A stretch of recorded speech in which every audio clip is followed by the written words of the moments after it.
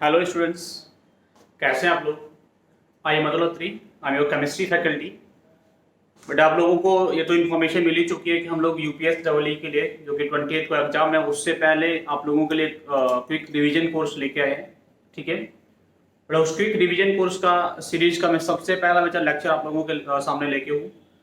But उसमें मैंने कुछ क्वेश्चंस जो प्रीवियस ईयर के क्वेश्चन से जो आए हुए हैं उनको लिए है और उसके वजह से हम लोग सारे चैप्टर्स को आपको थोड़ा सा क्लियर करने का कोशिश करेंगे।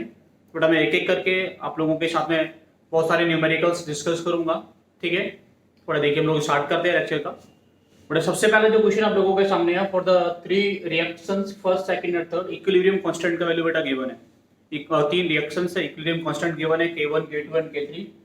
पूछ रहे what is the relation between K1 K2 and K3। K1 K2 और K3 के बीच का रिलेशन क्या है। बट ऐसे क्वेश्चन को करने का आपको सिंपल सा एक मेथड होता है। ठीक है, तो वो क्या रहता है उसको हम लोग देखते हैं। सिंपल सा एक तरीका रहेगा, हम लोग बेटो यहाँ से आप लोगों से बोलूं कि K1 क्या है, आप लोग बता सकते हैं क्या। आप लोगों से पूछो K1 का वैल्यू क्या, तो लोग बोलेंगे K1 किसके इक्वल होगा बेटा। अगर आप लोगों से बोलूं K1 क्या है, आप लोग बोलेंगे K1 is equal to, K1 किसके इक्वल होगा, that is partial pressure of CO2 into partial pressure of H2 upon partial pressure of CO into partial pressure of water के इक्वल होगा। आपको दिख रहा होगा बेटा सारे के सारे रिएक्टेंट जो है वो गैसियस है और जो प्रोडक्ट है वो हम लोगों के पास गैसियस है। तो जो इक्विलिब्रियम कांस्टेंट होता है उसको हम लोग बेटा इन टर्म ऑफ प्रेशर लिख सकते हैं। जो भी इक्विलिब्रियम कांस्टेंट हम लोगों के पास में आएगा that can be written in term of pressure. तो मैं आप लोगों को K1 लिखा हूं पार्शियल प्रेशर के टर्म में। आप लोगों से बोलूं बेटा K2 क्या होगा, तो पहले K2 लिखो बेटा। K2 क्या है हम लोगों के पास, that is partial pressure of CO into partial pressure of H2 to the power 3 divided by partial pressure of CH4 into partial pressure of water. ठीक है बेटा, मैं आप लोगों से बोलूं बेटा कि K3 का वैल्यू क्या होगा। जब हम लोग पढ़ रहे हैं कि K3 क्या है, तो K3 आप लोग बोल सकते हैं K3 is equal to partial pressure of CO2 into partial pressure of H2 to the power 4, hydrogen power 4 होगा बेटा, divided by partial pressure of CH4, partial pressure of CH4 into partial pressure of water का square, इसकी power 2 होगा बेटा। आप लोगों को एक सिंपल रिलेशन डराइव करना है बिटवीन इन तीनों के बीच में बेटा। आप लोगों को एक सिंपल सा रिलेशन डराइव करना है कि K1 K2 और K3 के बीच में रिलेशन क्या है। तो होपफुली सब लोग कर पाएंगे K1 K2 K3 के बीच में रिलेशन क्या होगा। ठीक है, तो उसके लिए लोग सिंपल ये बता सकते हैं बेटा, अगर लोग K1 को K2 से मल्टीप्लाई करें तो K1 इंटू K2 क्या होगा। तो बोलेंगे K1 इंटू K2 करेंगे बट तो ये जाएगा पार्शियल प्रेशर ऑफ CO से CO कैंसिल हो जाएगा। बाकी कुछ कैंसिल हो रहा है क्या, नहीं हो रहा है। इनको K1 इंटू K2 करेंगे आप लोग। मैं आपसे बोलूं K1 इंटू K2 क्या होगा, K1 इंटू K2 बड़ा ये वाला वैल्यू को आप लोग इससे इंटू कर लेंगे। तो पार्शियल प्रेशर ऑफ CO से बेटा क्या कैंसिल हो गया, partial pressure of CO cancel हो गया। आप लोगों के पास में यहां क्या बचा, you will gate partial pressure of CO2 into partial pressure of H2 की पावर कितना होगा, 3 यहां पे है और 1 यहां पे, that is equal to 4 divided by partial pressure of CH4 into partial pressure of water. यहां पे पावर कितना है बेटा, 1 यहां पे है, 1 यहां पे, तो पार्शियल प्रेशर ऑफ वाटर की पावर 2। ठीक है, तो आपको दिख रहा होगा कि बेटा ये वैल्यू जो हम लोगों ने कैलकुलेट किया है दिस इज K3, ये तो K3 है बेटा। तो लोग बोल सकते हैं यहां से कि K1 into K2 is equal to K3। तो कौन सा वाला ऑप्शन करेक्ट होगा बेटा, दैट इज D।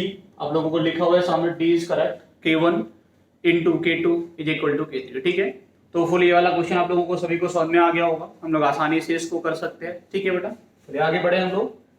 ठीक है ना, चलिए बेटा नेक्स्ट क्वेश्चन हम लोग देखते हैं अभी। जो सेकंड क्वेश्चन आप लोगों के लिए है, second question is the maximum value of water required. बेटा कितना हम लोगों को वाटर चाहिए था, ठीक है ना, to dissolve 2 gram of calcium sulphate at 298 kelvin. KSP आप लोगों को गिवन है क्वेश्चन में, KSP दिया है। तो पूछ रहे हैं कितना मैक्सिमम वैल्यू हम लोगों को उसका रिक्वायर होगा और कितना लीटर हम लोगों को रिक्वायर होगा, वो आप लोगों को कैलकुलेट करना है। थोड़ा आप लोगों को पता है KSP क्या होता है, सभी लोगों को पता होगा। इन जनरल जो फॉर्मूला पढ़ते थे कि यहाँ पे अगर मैं CaSO4 के लिए KSP डिफाइन करने लगूं तो आपको पता है बेटा CaSO4 क्या करेगा, CaSO4 बेटा डिसोशिएट करके देगा Ca+2 प्लस SO4 -2। ठीक है ना, बट अगर इसका सॉल्युबिलिटी S है तो ये कितना प्रोड्यूस होगा, ये S प्रोड्यूस होगा, ये S प्रोड्यूस होगा। अब बोलेंगे KSP किसके इक्वल होगा, आप लोग बोलेंगे KSP is equal to concentration of Ca+2 into concentration of SO4 minus 2. The Ca+2 into SO4 minus 2 S into S, that is S square. बड़ा S कितना आएगा, सॉल्युबिलिटी कितना आ जाएगा यहाँ से, under root of KSP। KSP का value कितना दिया आप लोगों को, that is 9 into 10 to the power minus 6। KSP का वैल्यू कितना गिवन है बेटा आप लोगों को, that is 9 into 10 to the power minus 6 given है। तो बेटा ये हो जाएगा under root of 9 into 10 to the power minus 6। You will get a 3 into 10 to the power minus 3। ये आप लोगों को मिल गया। बेटा सॉल्युबिलिटी होता है वो किस में डिफाइंड होता है, सब लोगों को पता होगा। जो सॉल्युबिलिटी हम लोग बोल रहे हैं बेटा वो कंसंट्रेशन है ना। सॉल्युबिलिटी जो लिखा जा रहा है तो सॉल्युबिलिटी क्या है बेटा, सॉल्युबिलिटी में जिसको लिख रहा हूं वो क्या है बेटा, वो कंसंट्रेशन है मोल पर लीटर। समझ आ रहा है कि जो सॉल्युबिलिटी हम लोग बोल रहे हैं वो क्या है बेटा, वो कंसंट्रेशन होगा, वो दैट इज मोल पर लीटर, ठीक है ना। तो बेटा आप लोगों को पता है इसका कंसंट्रेशन, आप लोगों को पता है कि अगर हम लोग 2 ग्राम को डिजोल्व करेंगे, सॉल्युबिलिटी बेटा कितना है, इतना है। बेटा सॉल्युबिलिटी अगर आप लोग मोल पर लीटर में डिफाइन करते हैं तो बोल सकते हैं सॉल्युबिलिटी क्या होगा बेटा, मोल्स अपॉन वॉल्यूम। सॉल्युबिलिटी आप लोगों के पास में that is 3 into 10 to the power minus 3। Moles बेटा कितना होता है, मोल्स जो होता है वो होता है mass upon molar mass into volume. बेटा मास कितना दिया हम लोगों के पास में 2 ग्राम, मोलर मास कितना होगा बेटा इसका, किसका निकालना है हम लोगों को, CaSO4। तो आपको पता है कैल्शियम का जो होता है वो 40 होता है, SO4 minus 2 का होता है वो 96 होता है। सब कुछ मिला के कितना हो जाएगा 126। तो 2/126 डिवाइडेड बाई बेटा वॉल्यूम कितना होगा V। लीटर में निकालना है तो सिंपल इसको डिवाइड कर लेंगे, इसको सॉल्व करके बेटा क्या निकालना है आप लोगों को V जो आएगा वो किस में निकल के आएगा, V जो आएगा बेटा वो लीटर्स में निकल के आएगा। बेटा योर आंसर कौन सा वाला सी है, that is C.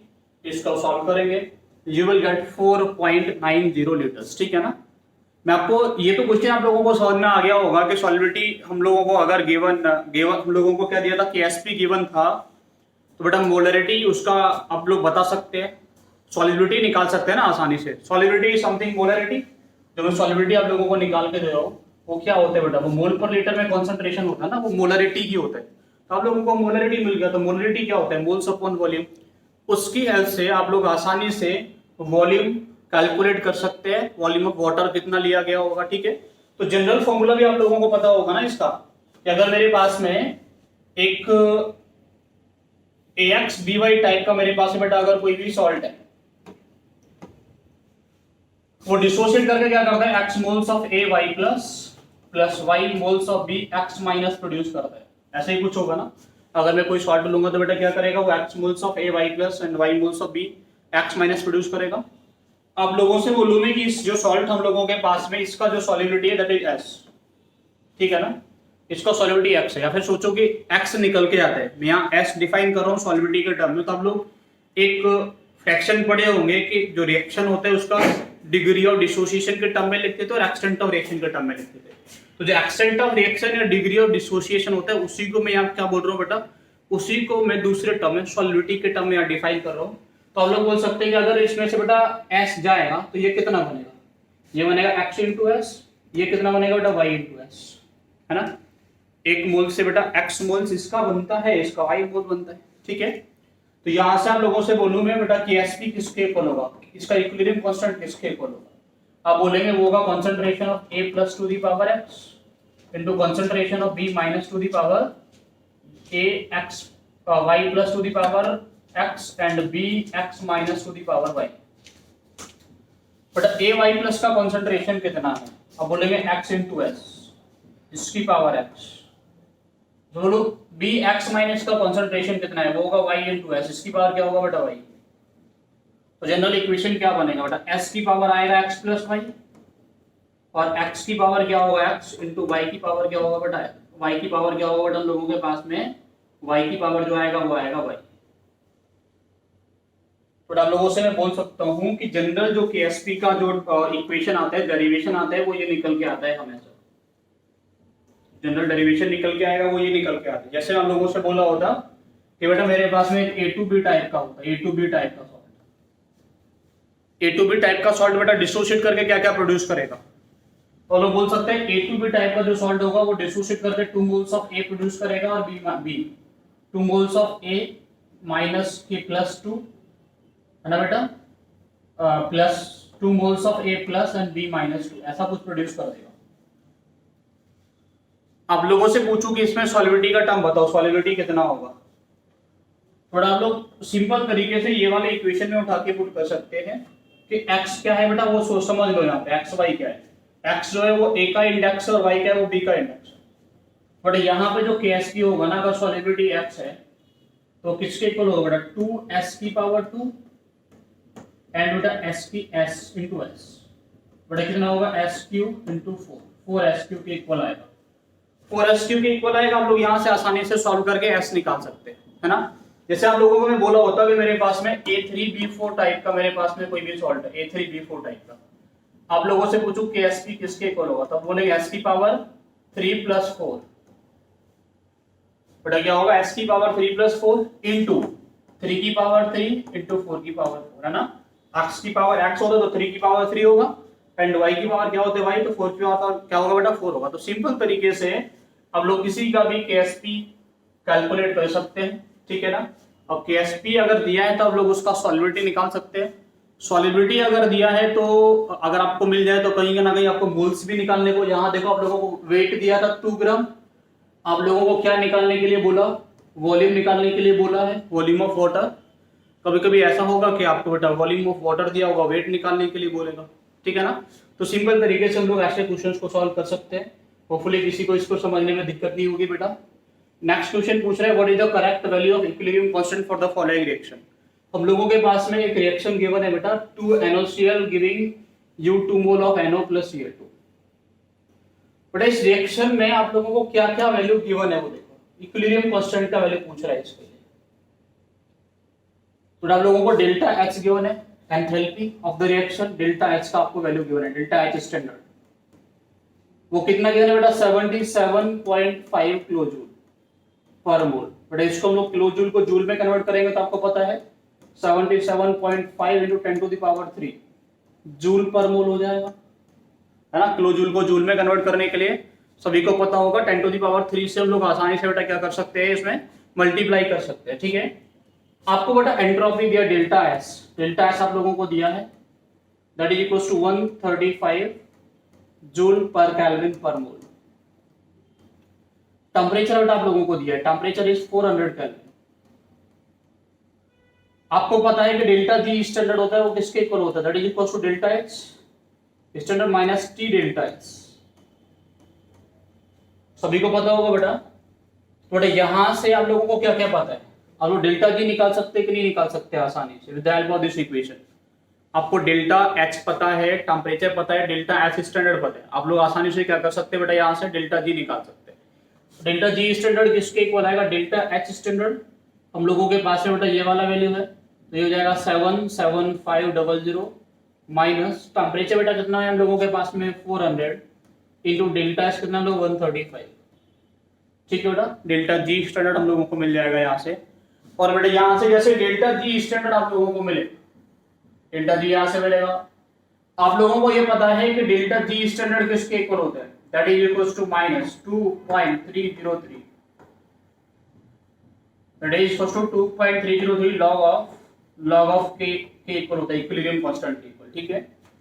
log of के सॉल्व में आ रहा है कि नहीं आ रहा है, इतना होता है। तो आप लोगों को बेटा डेल्टा जी मिल जाएगा ऊपर वाले इक्वेशन को सॉल्व करके।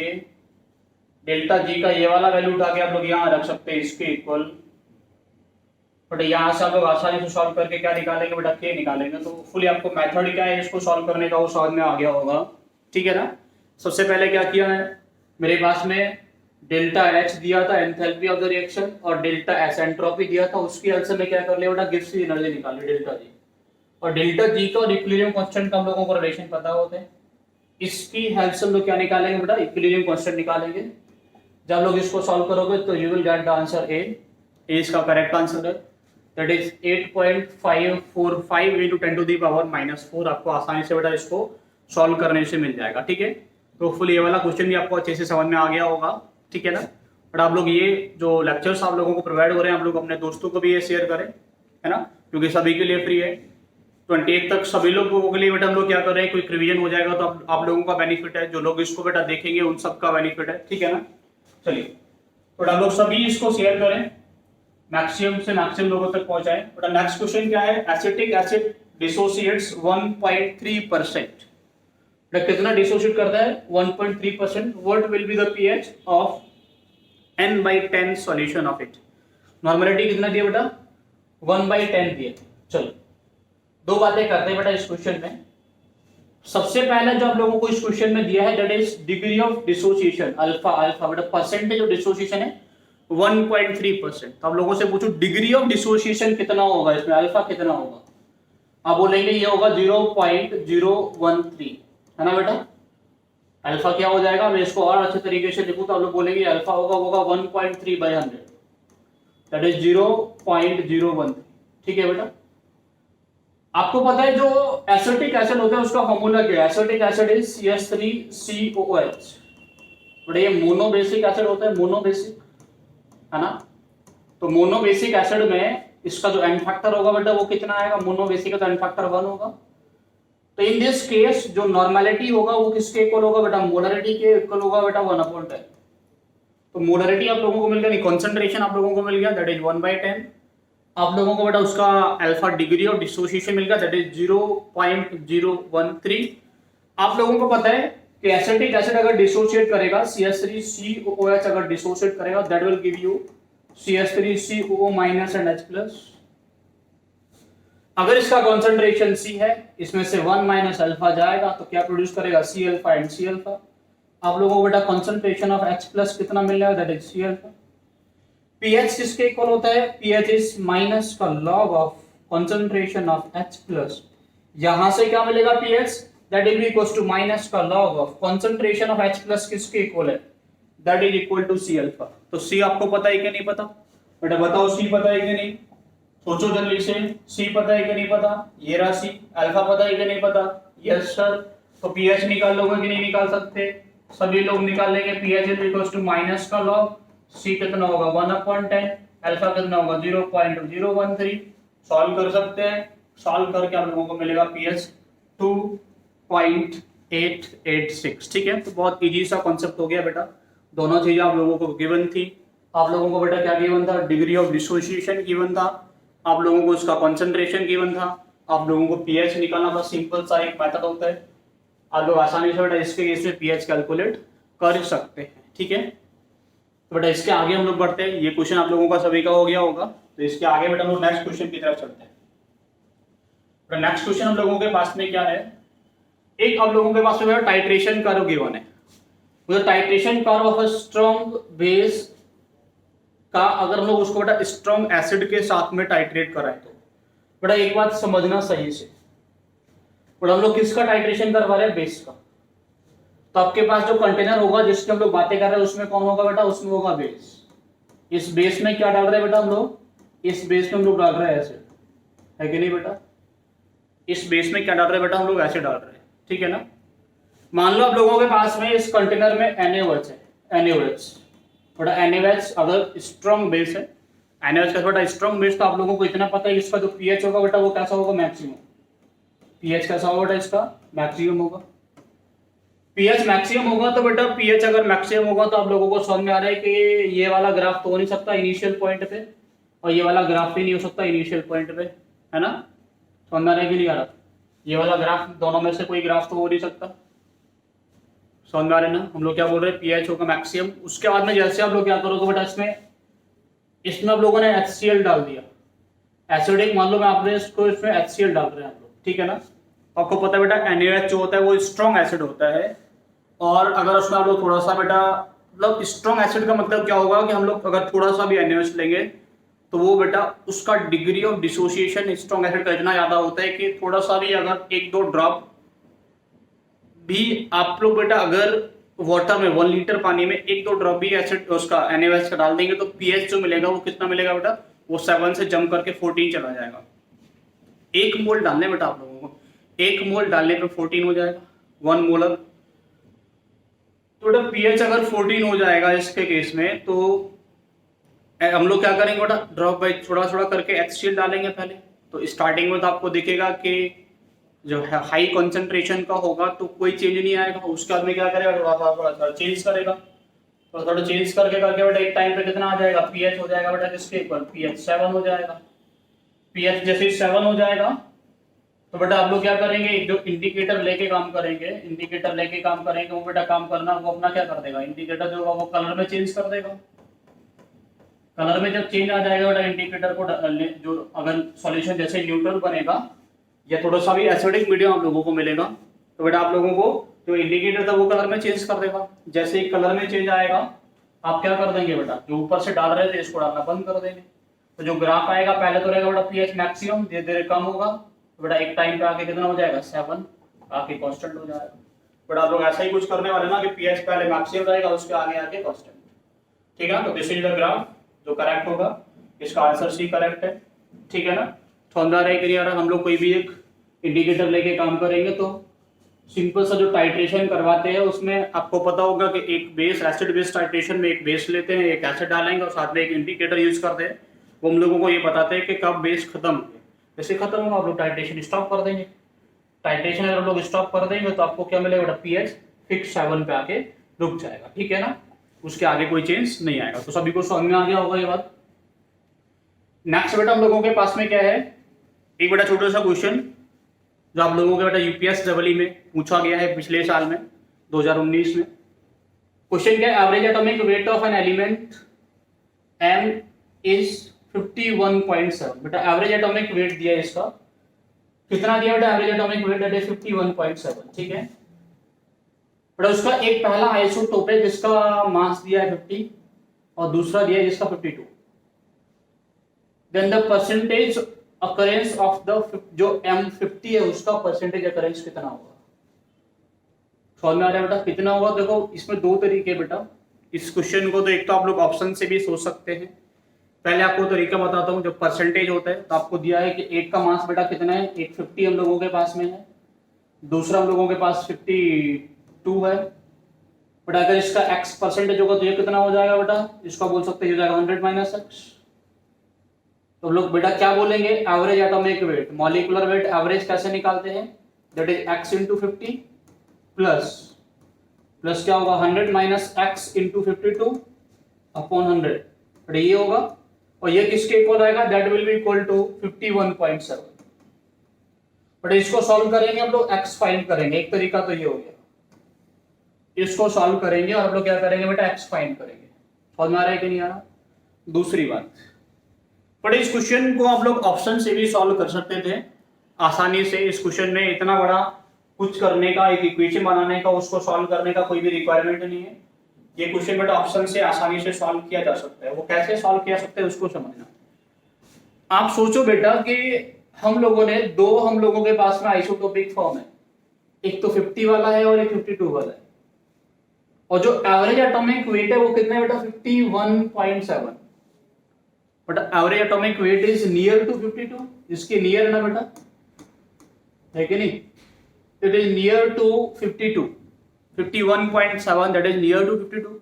मतलब बेटा ये वाला जो कंपाउंड होगा वो मैक्सिमम अमाउंट में रहा होगा, है कि नहीं। ये वाला जो कंपाउंड है वो कैसा रहा, मैक्सिमम अमाउंट में, और ये वाला जो कंपाउंड है वो कैसा रहा होगा बेटा, मिनिमम में। समझ में आ रहा है कि नहीं आ रहा है, ये तो बहुत कम रहा होगा ना। ऑब्वियसली मैक्सिमम 20%, 15%, 10 ऐसा कुछ आप लोगों के दिमाग में आएगा ना। एग्जैक्टली तो आप नहीं बोल सकते, लेकिन ये पता है कि आपको 50% से बहुत कम रहा होगा। तो आपको दिख रहा होगा कि एक ही ऑप्शन ऐसा है जिसमें 50% से बहुत कम है, जैसे 15 दिया हुआ, 50 से बेटा कम दिया हुआ। समझ में आ रहा है कि 100% तो हो ही नहीं सकता। अगर 50% होता तो आंसर कितना आता, आंसर आता 50/2। बेटा एवरेज ऐसे निकालते हैं, अगर 50% होगा तो दोनों में। समझ में आ रहा ना कि नहीं, ऐसा कुछ निकल के आता। 50% तो है नहीं बेटा, तो आपको पता है कि 50% होने पे एवरेज एटॉमिक वेट कितना निकल के आता है 51। 51 से अगर ज्यादा है तो आप बोलेंगे कि M52 वाला जो है उसका अमाउंट ज्यादा है, अगर इससे कम होता तो आप बोलते M50 वाला होता उसका अमाउंट ज्यादा होता, ठीक है ना। तो कभी कभी ऐसे क्वेश्चंस को सॉल्व भी नहीं करना पड़ता है, सिंपली आप लोग अगर सही से ऑप्शंस को ऑब्जर्व कर लें तो बेटा वो उनका आंसर आप लोगों को आसानी से मिल जाएगा, ठीक है। तो चलो नेक्स्ट क्वेश्चन की तरफ बढ़ते हैं बेटा। यहाँ तक आप लोगों को होपफुली समझ में आ गया होगा सभी को, ठीक है। नेक्स्ट क्वेश्चन हम लोगों के पास में क्या है, which the following is not a permissible value कौन सा वाला बेटा जो क्वांटम नंबर्स का सेट दिया है वो परमिसिबल नहीं है। ऐसा 2-3 क्वेश्चन पिछले साल से बड़ा यूपीएस डब्ल्यू ने पूछा है, तो उनमें से एक क्वेश्चन मैंने आप लोगों के लिए भी रखा है। तो कौन सा वाला परमिसिबल वैल्यू होगा, कौन सा वाला नहीं होगा, उसको देखते हैं। तो आपको पता है बेटा एन क्या होता है, एल क्या होता है, सबको पता है। मैं एक सिंपल सी बात बता दूं आप लोगों को, सिंपल सा, जिन लोगों को नहीं पता। बेटा एन जो भी होता है, एन का वैल्यू क्या क्या होता है बेटा, 1 2 3 4 कुछ भी होता है, 1 2 3 4। एल का वैल्यू क्या होता है बेटा, एल का वैल्यू होता है 0 से लेके n-1 तक, यानी जो एल होता है वो हमेशा n से छोटा होता है। तीसरा क्वांटम नंबर होता है m, जिसका वैल्यू होता है -l से लेके +l via 0 से होते हैं, ठीक है बेटा। और जिसको लोग स्पिन क्वांटम नंबर बोलते हैं, उसके सिर्फ 2 वैल्यू होते हैं, प्लस का 1/2 माइनस का 1/2। ये दोनों वैल्यू जो होते हैं वो आर्बिट्ररी होते हैं, अपनी अपनी मर्जी से जिसको दे सकते हैं। जिसको आप लोगों को प्लस का 1/2 देना है उसको आप लोग प्लस का 1/2 दे सकते हैं, जिसको आप लोगों को माइनस का 1/2 देना है उसको आप लोग माइनस का 1/2 आसानी से दे सकते हैं, ठीक है बेटा। तो बेटा हम लोग बात कर सकते हैं कि यहाँ पे देखिए n का वैल्यू 3 है, l का वैल्यू 2 हो सकता है, m का वैल्यू -2 हो सकता है, कोई दिक्कत नहीं। n का वैल्यू 4 होगा तो l का वैल्यू 0 हो सकता है, m का वैल्यू 0 सही है बेटा। n का वैल्यू 5 है, l का वैल्यू 3 हो सकता है, ये भी 0 हो सकता है। n का वैल्यू 3 है, l का वैल्यू 2 है बेटा। m का वैल्यू क्या -3 हो पाएगा, यहाँ पे गलती हो गई बेटा, यहाँ पे है ना, कि अगर l का वैल्यू 2 है तो m के क्या क्या वैल्यू हो सकते हैं। m का जो वैल्यू है -2 हो सकता है, -1 0 +1 एंड +2, ये चीजें पॉसिबल है। थ्री तो पॉसिबल नहीं है ना बेटा, तो यहाँ पे कौन सा वाला बेटा करेक्ट हो गया, डी वाला। मैंने इनसे पूछ रहा है कौन सा वाला परमिसिबल वैल्यू नहीं, नॉट परमिसिबल, और डी परमिसिबल नहीं है। तो सिंपल सा क्वेश्चन है, क्वांटम नंबर्स को लेके क्वेश्चन पूछे जाते हैं, कभी कभी एनर्जी को लेके क्वेश्चन पूछे जाते हैं। एनर्जी के क्वेश्चन भी मैंने इसमें आपके लिए डाले हुए, बट एनर्जी के क्वेश्चन भी आप लोगों के लिए पूछे गए बहुत सारे क्वेश्चन। बट आगे हम लोग बढ़ते हैं इसके। तो बेटा पूछा है the molecules of which of the following gas has the highest speed, कौन से वाले मॉलिक्यूल्स का जो स्पीड है बेटा वो कैसा है, हाईएस्ट है। तो बेटा आप लोगों ने पढ़ा होगा जो स्पीड होता है आरएमएस स्पीड, उसका फॉर्मूला क्या होता है, CRMS, दैट इज √3RT/m। बेटा किसके इक्वल होगा, √3RT/m। आरएमएस मतलब क्या होता है, रूट मीन स्क्वायर स्पीड। तो आपको पता है रूट मीन स्क्वायर स्पीड होता है बेटा, वो क्या होता है, √3RT/m। टी क्या temperature, m is the molar मास, ठीक है। तो आप लोग ऐसा बोल सकते हैं जिसका T/m का वैल्यू, जिसका T/m का ये जो रेशियो आएगा, ये रेशियो जिसका मैक्सिमम होगा, जिसका ये मैक्सिमम होगा उसका बेटा CRMS मैक्सिमम होगा। आरएमएस स्पीड उसका बेटा कैसा होगा, उसका आरएमएस स्पीड भी मैक्सिमम होगा। बट अगर आप लोगों को आरएमएस स्पीड का पता करना है तो आप लोग क्या करेंगे, सिंपल सा टेम्परेचर का और मोलर मास, तो कांस्टेंट है बेटा, 3 ये दोनों कांस्टेंट है, तो हम लोगों को टेम्परेचर और मोलर मास का रेशियो चेक करना है। जहां पे टेम्परेचर का और मोलर मास का रेशियो मैक्सिमम आएगा उसका आरएमएस स्पीड मैक्सिमम होगा। आप लोग इतना ध्यान रखना कि टेम्परेचर होता है that is always used in kelvin, उसको लोग केल्विन में पुट करेंगे। तो सभी गैस के लिए निकाल लेंगे बेटा, आप लोग निकालेंगे ऑक्सीजन के लिए, तो आपके लिए जो रेशियो आएगा वो कितना आएगा, 273 अपॉन बेटा मोलर मास कितना होगा, 32। हम लोग निकालेंगे नाइट्रोजन गैस के लिए, तो वो आएगा बेटा 1000 में, अगर 273 ऐड करो तो बेटा कितना आएगा, 1273 अपॉन 28। तो ऑब्वियसली इससे तो ये वाला वैल्यू काफी ज्यादा होने वाला है। अगर बेटा इसका तो केल्विन में आप लोगों को दिया है, CH4 के लिए निकालोगे that will B 298 upon CH4 के लिए कार्बन प्लस 16 हो जाएगा।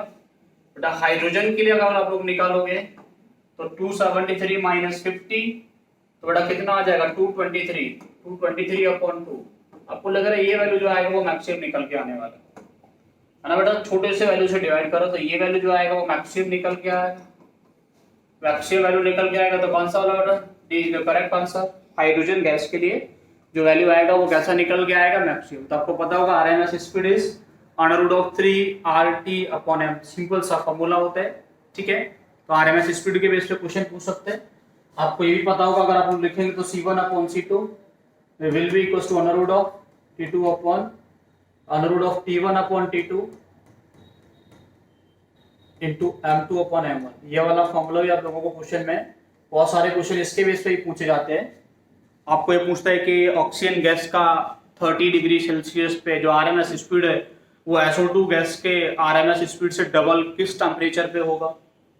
तो आप बेटा इनमें से टर्म्स को यूज कर लेंगे selectively, C1/C2 is equals to √T1/T2 into M2/M1, ठीक है ना। ऐसे क्वेश्चन भी आप लोगों से ये वाले फॉर्मूला के वैसे ही पूछे जाते हैं, ठीक है बेटा। तो होपफुली यहाँ तक आपको समझ में आ रहा होगा कि हम लोग कैसे RMS स्पीड के क्वेश्चन कर सकते हैं, ठीक है। यहाँ से आगे बढ़ते बेटा हम लोग अभी नेक्स्ट क्वेश्चन जो हम लोगों के पास में अभी है बेटा, उसमें वेपर डेंसिटी आप लोगों को गिवन है क्वेश्चन में। You are given the vapour density of a mixture containing NO2 and N2O4 is 38.3 at 27 degree Celsius. What will be the moles of NO2 if total moles of mixture are 100 moles of mixture? तो बेटा ये बहुत आसान सा question हो गया, लेकिन आसान तब होगा जब आप लोगों को वेपर डेंसिटी पता हो। तो सोचो एक बार वेपर डेंसिटी क्या होता है, सभी लोग सोचो, what do you mean by vapour density. तो बेटा वेपर डेंसिटी होता है that is the molecular weight upon 2, है ना। बाय डिफॉल्ट ऐसा होता है। वेपर डेंसिटी जो होता है वो होता है density of gas divided by density of reference gas, जिस गैस के रेस्पेक्ट में हम लोग बात कर रहे हैं, ठीक है ना। बट अगर रेफरेंस गैस आप लोगों को गिवन नहीं होता है तो उस केस में आप लोग हाइड्रोजन गैस को रेफरेंस गैस लेते हैं। तो सिंपल जो फॉर्मूला बनता है वेपर डेंसिटी का, that is molar mass upon 2। Vapour density का फॉर्मूला क्या बनता है बेटा, that is molar mass upon 2। Molar mass upon 2 is vapour density. आप लोग यहाँ से molar mass of the gas निकाल सकते हैं। Molecular weight of the mixture आप लोगों को निकालना होगा, तो बेटा किसके इक्वल होगा, वो होगा 38.3 इंटू 2, बेटा कितना हो जाएगा 76.6। बेटा molecular weight of the mixture अगर आप लोगों को पता है तो molecular weight of the mixture का फॉर्मूला क्या होता है वो आप सबको पता होगा होपफुली, कि आपके पास एक कंटेनर है बेटा, उस कंटेनर में टोटल मोल्स 100 है। एक बेटा हम लोगों के पास NO2 है और दूसरा हम लोगों के पास में क्या N2O4 है। बेटा अगर इसके मोल्स अगर x होंगे तो इसके मोल्स कितने हो जाएंगे बेटा, इसके मोल्स हो जाएंगे 100 माइनस x। किसका पूछ रहा है अमाउंट, NO2 का पूछ रहा है, तो NO2 को x मान लो बेटा, समझ में आ रहा है कि नहीं। NO2 का पूछ रहा है, NO2 को हम लोग क्या मान सकते हैं, x मान सकते हैं, ठीक है। आप लोगों से बोले molecular weight of the mixture क्या होगा, तो आप लोग बोलेंगे x into molecular weight of NO2। NO2 का कितना होगा बेटा 10.42, नाइट्रोजन का होता है 14, इसका होगा बेटा कितना 32, सब कुछ मिला के 46 हो गया। सिमिलरली आप सोचो N2O4 का कितना होगा, तो N2O4 के केस में बोलेंगे 28 प्लस 64, ठीक है ना, ये हो जाएगा 92। N2O4 के बेटा केस में मॉलिक्यूलर वेट कितना होगा 92 हम लोगों को मिलेगा, और NO2 के केस में बेटा हम लोगों को मिलेगा 46। ऐसे डबल हो रहा है उसका सिंपल सा। N2O4 इज 2 टाइम्स ऑफ, इसमें 2 से मल्टीप्लाई कर दो तो आपको मिल जाएगा। तो x इनटू बेटा कितना लिखेंगे हम लोग 46 प्लस कितना होगा बेटा 100 माइनस x इंटू 92 अपॉन 100, ये सब कुछ मिला के कितना आएगा बेटा 76.6 के इक्वल आएगा। कितना आएगा बेटा 76.6 के इक्वल आएगा। तो आप लोग यहाँ से सॉल्व करके x निकाल लेंगे बेटा, यहाँ से सॉल्व करके क्या निकालेंगे बेटा x निकालेंगे, ठीक है ना। अब x निकालने से आपको बेटा क्या मिल जाएगा, मोल्स ऑफ NO2 कितना है इसके अंदर वो आसानी से आप लोग निकाल सकते हैं। टोटल मोल्स अगर 100, तो ये पूछ रहे हैं कि what will be the moles of NO2, what will be the moles of NO2 आप लोगों को पूछा जा रहा है, ठीक है ना। तो होपफुली हम लोग आसानी से इसको सॉल्व करके x निकाल लेंगे। x हम लोग जो माने हैं वो मोल्स ऑफ NO2 ही हम लोग इसको मान के चले, बट आप लोगों को यहाँ से क्या मिल जाएगा, मोल्स ऑफ NO2 कितना है, तो आपको होपफुली यहाँ से आसानी से बेटा कैलकुलेट करने को मिल जाएगा। तो आपको सभी को समझ में आ गया होगा। हम लोग पहले क्या किया, वेपर डेंसिटी के हेल्प से molecular weight of the mixture निकाले। अब molecular weight of the mixture का जो कॉन्सेप्ट है उसको हम लोग सीधा इंप्लीमेंट कर दिए। ये कैसे निकालेंगे बेटा, टोटल मास निकालेंगे अपन टोटल मोल्स। तो टोटल मास कितना होगा, इसका मोल्स इंटू इसका मोलर मास प्लस इसका मोल्स इंटू इसका मोलर मास होना आपस में, जब टोटल मोल्स हम लोगों के पास में कितना है 100 है। सॉल्व करके x निकालोगे, जो भी x आएगा वो हम लोग आसानी से बेटा उसको देख सकते हैं। दूसरा एक ऑब्जर्वेशन का तरीका भी आप लोगों का हो सकता था कि बेटा इसका अगर मोलर मास 46 है, इसका 92 है, जो वैल्यू आ रहा है बेटा वो कितना आ रहा है, वेपर डेंसिटी का value 76.6, that is more close to 92। इसके बेटा मोर क्लोज है, काफी ज्यादा क्लोज है, इससे काफी ज्यादा दूर है बेटा ये वैल्यू। यहाँ पे इसमें और इसमें काफी ज्यादा डिफरेंस है। आपको सभी को दिख रहा होगा कि हम लोग बेटा थोड़ा सा ऑप्शन से भी जा सकते थे। इसमें जो पीछे वाला क्वेश्चन था सेम वे क्वेश्चन है ये भी, कि यहाँ पे दिख रहा होगा, यहाँ पे इसमें और इसमें काफी ज्यादा डिफरेंस है, यहाँ पे नियरली सेम है। यानी मतलब ये है कि जो वैल्यू है that is more close to the molar mass of N2O4। तो तो इसका जो परसेंटेज होगा वो काफी ज्यादा होगा, इसका परसेंटेज होगा वो कम होगा। तो कम होने का मतलब एक ही ऑप्शन आप लोगों को दिया है बी वाला, क्योंकि सी जो है वो 50% और डी है वो 46%, नियरली सेम ही है।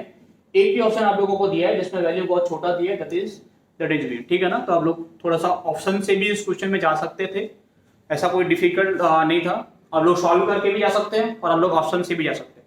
तो आपको ये समझ में आ रहा होगा कि बहुत बार बेटा ऑप्शन आप लोगों को हेल्प करता है। अगर ऑप्शन बेटा इतना ज्यादा आप लोगों को, अगर यही ऑप्शन आप लोगों को सारे के सारे ऑप्शन 50 से नीचे दिए होते तो मैं आपको कभी नहीं बोलता कि ऑप्शन से आप लोग जाओ। अभी ऑप्शन आपको दिख रहा है एक 76, एक 50, एक 46, ये तो 50 है ना बेटा, नियरली एक ऑप्शन ऐसा जो काफी ज्यादा छोटा है ना, 50 से जो छोटा वैल्यू मुझे दिख रहा है एक ऑप्शन दिख रहा है। अगर सारे के सारे ऑप्शन इसमें दिया होता 46, 33.48, दूसरा एक और दिया होता 25, एक और दिया होता 15, तो मैं आपको नहीं बोलता कि आप ऑप्शन से जाओ, आपसे बोलता सॉल्व करो आप तब जाओ उसको। लेकिन यहाँ ऑप्शंस में इतना बेटा डिफरेंस दे दिया है कि आप लोग बिना सॉल्व करे ही आप लोग आसानी से टिक कर सकते थे कि कौन सा वाला इसका करेक्ट आंसर होगा। ठीक है, चलिए इसके आगे बढ़ते बढ़ते नेक्स्ट क्वेश्चन को लेके हम लोग, next question is the wavelength associated with a golf ball weighing 200 gram and moving with a speed of 5 metre per hour is.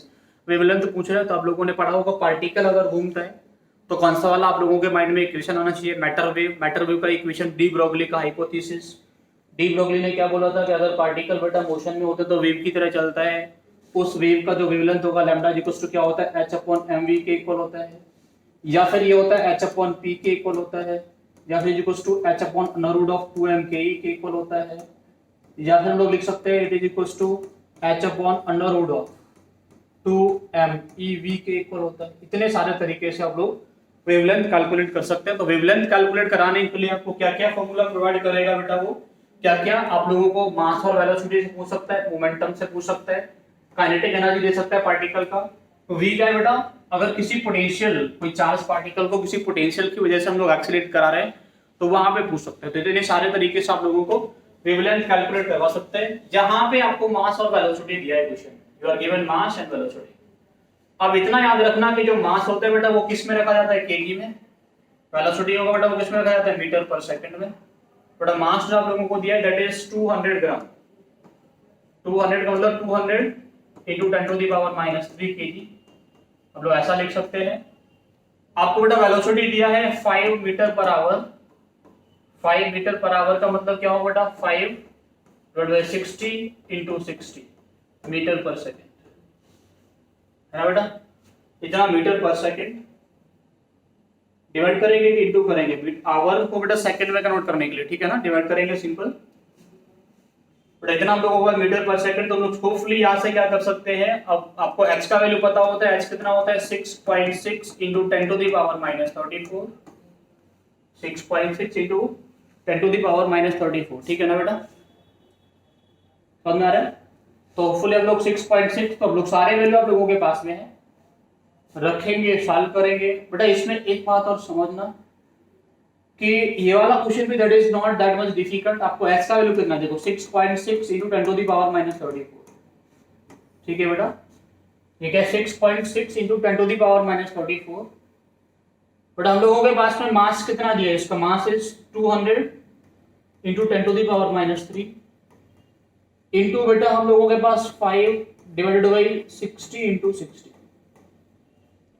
आप सोच के देखो यहां से कि कितना वैल्यू का चेंज आ सकता है। देखो -3 इधर है, इसको भी सॉल्व करोगे कुछ माइनस में आ जाएगा, समझ में आ रहा है कि नहीं आ रहा। माइनस माइनस ऊपर जाएगा तो प्लस का हो जाएगा, समझ में आ रहा है मैं क्या बोल रहा हूँ। नीचे से जो माइनस माइनस के वैल्यू आप लोगों को दिख रहे हैं, अगर ये ऊपर जाएगा तो प्लस का हो जाएगा, प्लस का होगा तो इसमें से कुछ कम होगा। क्या यहां से आपको दिख रहा है जो पावर्स होंगे वो कितना आ सकता है, 10 to the power -3 into 10 to -2 3 यहां से निकल के आएगा, ज्यादा बड़ा पावर तो निकल के नहीं आने वाला। तो ये बेटा चेंज करेगा, इस पावर में थोड़ा बहुत चेंज आएगा, 2-3 पावर्स का।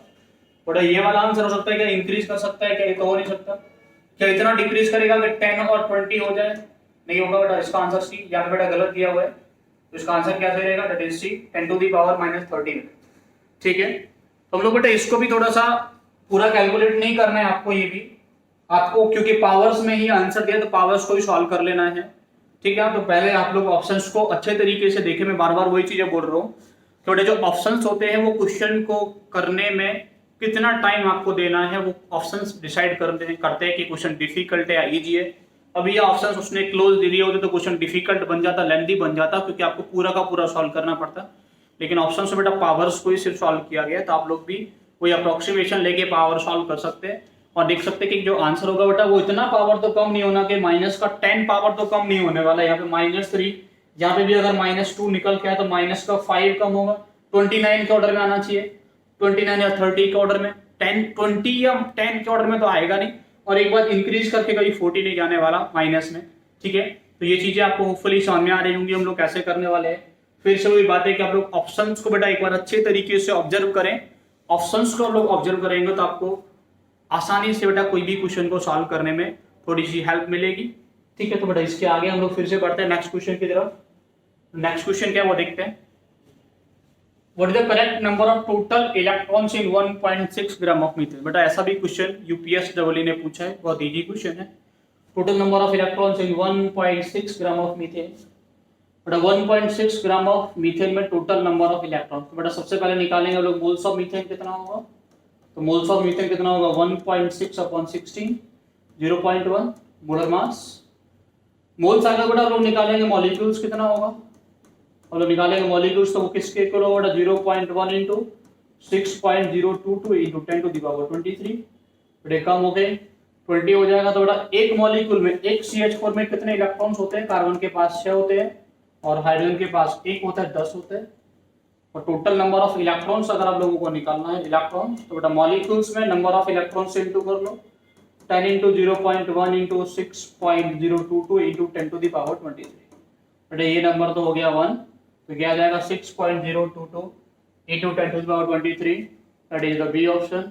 ठीक है ना, ये तो बहुत इजी क्वेश्चन था, सब लोगों को नंबर ऑफ इलेक्ट्रॉन्स वगैरह निकालना आता है। पर दूसरी बात मैं ये बोल रहा हूँ कि आप लोगों को बेटा एग्जाम से डरने का बिल्कुल भी रिक्वायरमेंट नहीं है। बहुत सारे क्वेश्चंस ऐसे भी जो इजी क्वेश्चंस आप लोगों को पूछे जाते हैं। जितने भी आप लोगों को क्वेश्चन करा रहा हूँ वो सब यूपीएस डबल ने पिछले साल में 2016 से 19 में कहीं ना कहीं पूछा गया है, वो क्वेश्चंस मैं सारे उठाया हूँ। ठीक है ना, तो बेटा हम लोग वही क्वेश्चंस आप लोगों के साथ में डिस्कस करने वाले हैं अच्छे तरीके से और बेटर वे में आप लोगों को समझाने वाले हैं कि कैसे हम लोग पेपर में आसानी से इसको अटेम्प्ट करके आ सकते हैं। ठीक है, तो ये भी इजी क्वेश्चन हो गया। इसके आगे बेटा नेक्स्ट हम लोग बढ़ते हैं। नेक्स्ट क्वेश्चन लोगों के पास में क्या है, electron is revolving in the first orbit. बेटा हम लोगों को दिया है in the first orbit of bore with the speed of, बेटा उसका वेलोसिटी दिया है, वेलोसिटी कितना दिया है 2.19 × 10⁸ सेंटीमीटर पर second. What will be the velocity in the third orbit. Third orbit में वेलोसिटी कितना होगा ये पूछ रहे हैं, तो आपको पता होगा वेलोसिटी निकालने का फॉर्मूला। आपको पता है वेलोसिटी ऑफ इलेक्ट्रॉन जो होता है that is equal to V0 into बेटा क्या होता है इंटू Z/n, इतना होता है बेटा। ठीक है ना, तो V0 क्या होता है, V0 क्या होता है जल्दी से बताओ, कोई सोच के बताओ बेटा V0 क्या होता है। V0 is the velocity in first orbit, velocity in first orbit वो आप लोगों को दिया है, V0 आप लोगों को दिया है, V0 दिया है, वेलोसिटी इन फर्स्ट ऑर्बिट दिया है बेटा, दैट इज 2.19 × 10⁸। ठीक है बेटा, ये दिया सेंटीमीटर पर सेकेंड में। बेटा हाइड्रोजन एटम के लिए, H एटम के लिए आप लोगों को ये भी पता है, H एटम के लिए जो Z का वैल्यू होता है वो 1 होता है, तो फॉर्मूला जो बनेगा V किसके इक्वल आएगा बेटा V0/3, n का वैल्यू 3 है, V0 आप लोगों के पास में दैट इज 2.19 × 10⁸/3, तो बेटा 3 से डिवाइड करोगे दैट इज 7 समथिंग 7.3, एक ही ऑप्शन है बेटा 7 में, तो 7.3 × 10⁻1, यहाँ से कम करोगे तो 7। ठीक है ना बेटा, 7.3 × 10⁻7, एक ही ऑप्शन हम लोगों के पास केवल है, that is B is correct.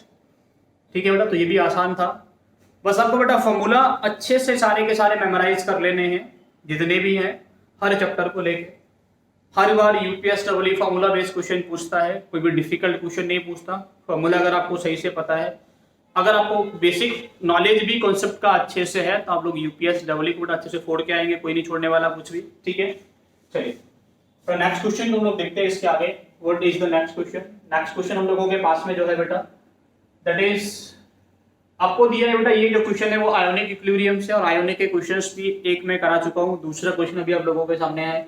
If pK of the acidic acid and pK of the NH4OH, but आप लोगों के पास एक तो दिया है एसिटिक एसिड, आप लोग बेटा इनको अगर मिक्स करेंगे कंटेनर में एसिटिक एसिड को CH3COOH और बेटा एक आप लोग मिक्स करेंगे NH4OH को, बेटा एक सॉल्ट बनेगा ऑब्वियसली। जो सॉल्ट होगा वो क्या होगा CH3CO minus NH4 plus, ammonium acetate बनेगा। जो सॉल्ट होगा इसको बोलेंगे salt of weak acid plus weak base, salt of weak acid plus weak base. इसके केस में पीएच निकालने का फॉर्मूला क्या होता है, pH is equal to 7 plus 1/2 pKa minus pKb। ये तो बेटा अकेला एक ऐसा फॉर्मूला ये होता था जो जिसका पीएच बेटा कंसंट्रेशन ऑफ सॉल्ट पर डिपेंड नहीं करता। आप किसी भी इनको किसी भी अमाउंट में मिक्स करेंगे, किसी भी कंसंट्रेशन में मिक्स करेंगे, पीएच जो आएगा बेटा वो सेम निकल के आएगा, because it do not depend on the concentration. से दो वैल्यू pKa और pKb पे डिपेंड करते हैं, वो आप लोगों को क्वेश्चन में गिवन है। pK दिया है 4.76, pKb दिया है 4.75, तो फॉर्मूला क्या हो, pH क्या आएगा 7 प्लस 1/2 4.76 माइनस 4.75, तो सिंपल सा बेटा कितना आ जाएगा 7.005, 7.005। ठीक है बेटा, समझ आ रहा है बेटा। तो आसान सा क्वेश्चन था। एक अकेला फॉर्मूला ऐसा होता है जिनमें हम लोग सॉल्ट का पीएच निकालें, सॉल्ट हाइड्रोलिसिस पढ़े, जिसका pH amount of the salt taken पे डिपेंड नहीं करता है। बाकी सबका बेटा पीएच जो होता है वो amount of the salt taken पे डिपेंड करता है। बट अभी हम लोग नेक्स्ट क्वेश्चन की तरफ बढ़ते हैं बेटा, जिसके आगे देखते हैं कैसे हम लोग करेंगे। तो नेक्स्ट क्वेश्चन पूछे the number of gram weight, यानी ग्राम वेट का मतलब क्या पूछ रहे हैं बेटा, ग्राम पर वेट है ना, ऑफ NH4Cl रिक्वायर्ड, यानी ग्राम पूछ रहे हैं, वेट पूछ रहे हैं, required to be added to 3 litre of 0.3 litre of 0.01 molar NH3 to prepare the buffer of pH 9.45 at the temperature 298 Kelvin। ठीक है बेटा, तो पहले एक बात सिंपल समझना कि मुझे बताओ जो बफर आप लोगों के पास में है वो एसिडिक बफर है या बेसिक बफर है। ठीक है ना, तो अगर आपको पता हो बफर जो होते हैं बेटा वो दो तरीके का होता है, एक तो एसिडिक बफर, एक बेसिक होते हैं। तो ऐसा नहीं होता कि जिस बफर का pH लेस देन 7 होगा उसको एसिडिक बोलेंगे, या जिस बफर का pH ग्रेटर देन 7 होता है उसको हम लोग बेसिक बोलते हैं। तो जो बफर होता है उसका pH जो होगा वो that can be less than 7, that can also be more than 7। मतलब जो बफर होगा उसका pH 7 से ज्यादा भी हो सकता है और 7 से कम भी हो सकता है। एसिडिक बफर का भी ज्यादा हो सकता है 7 से।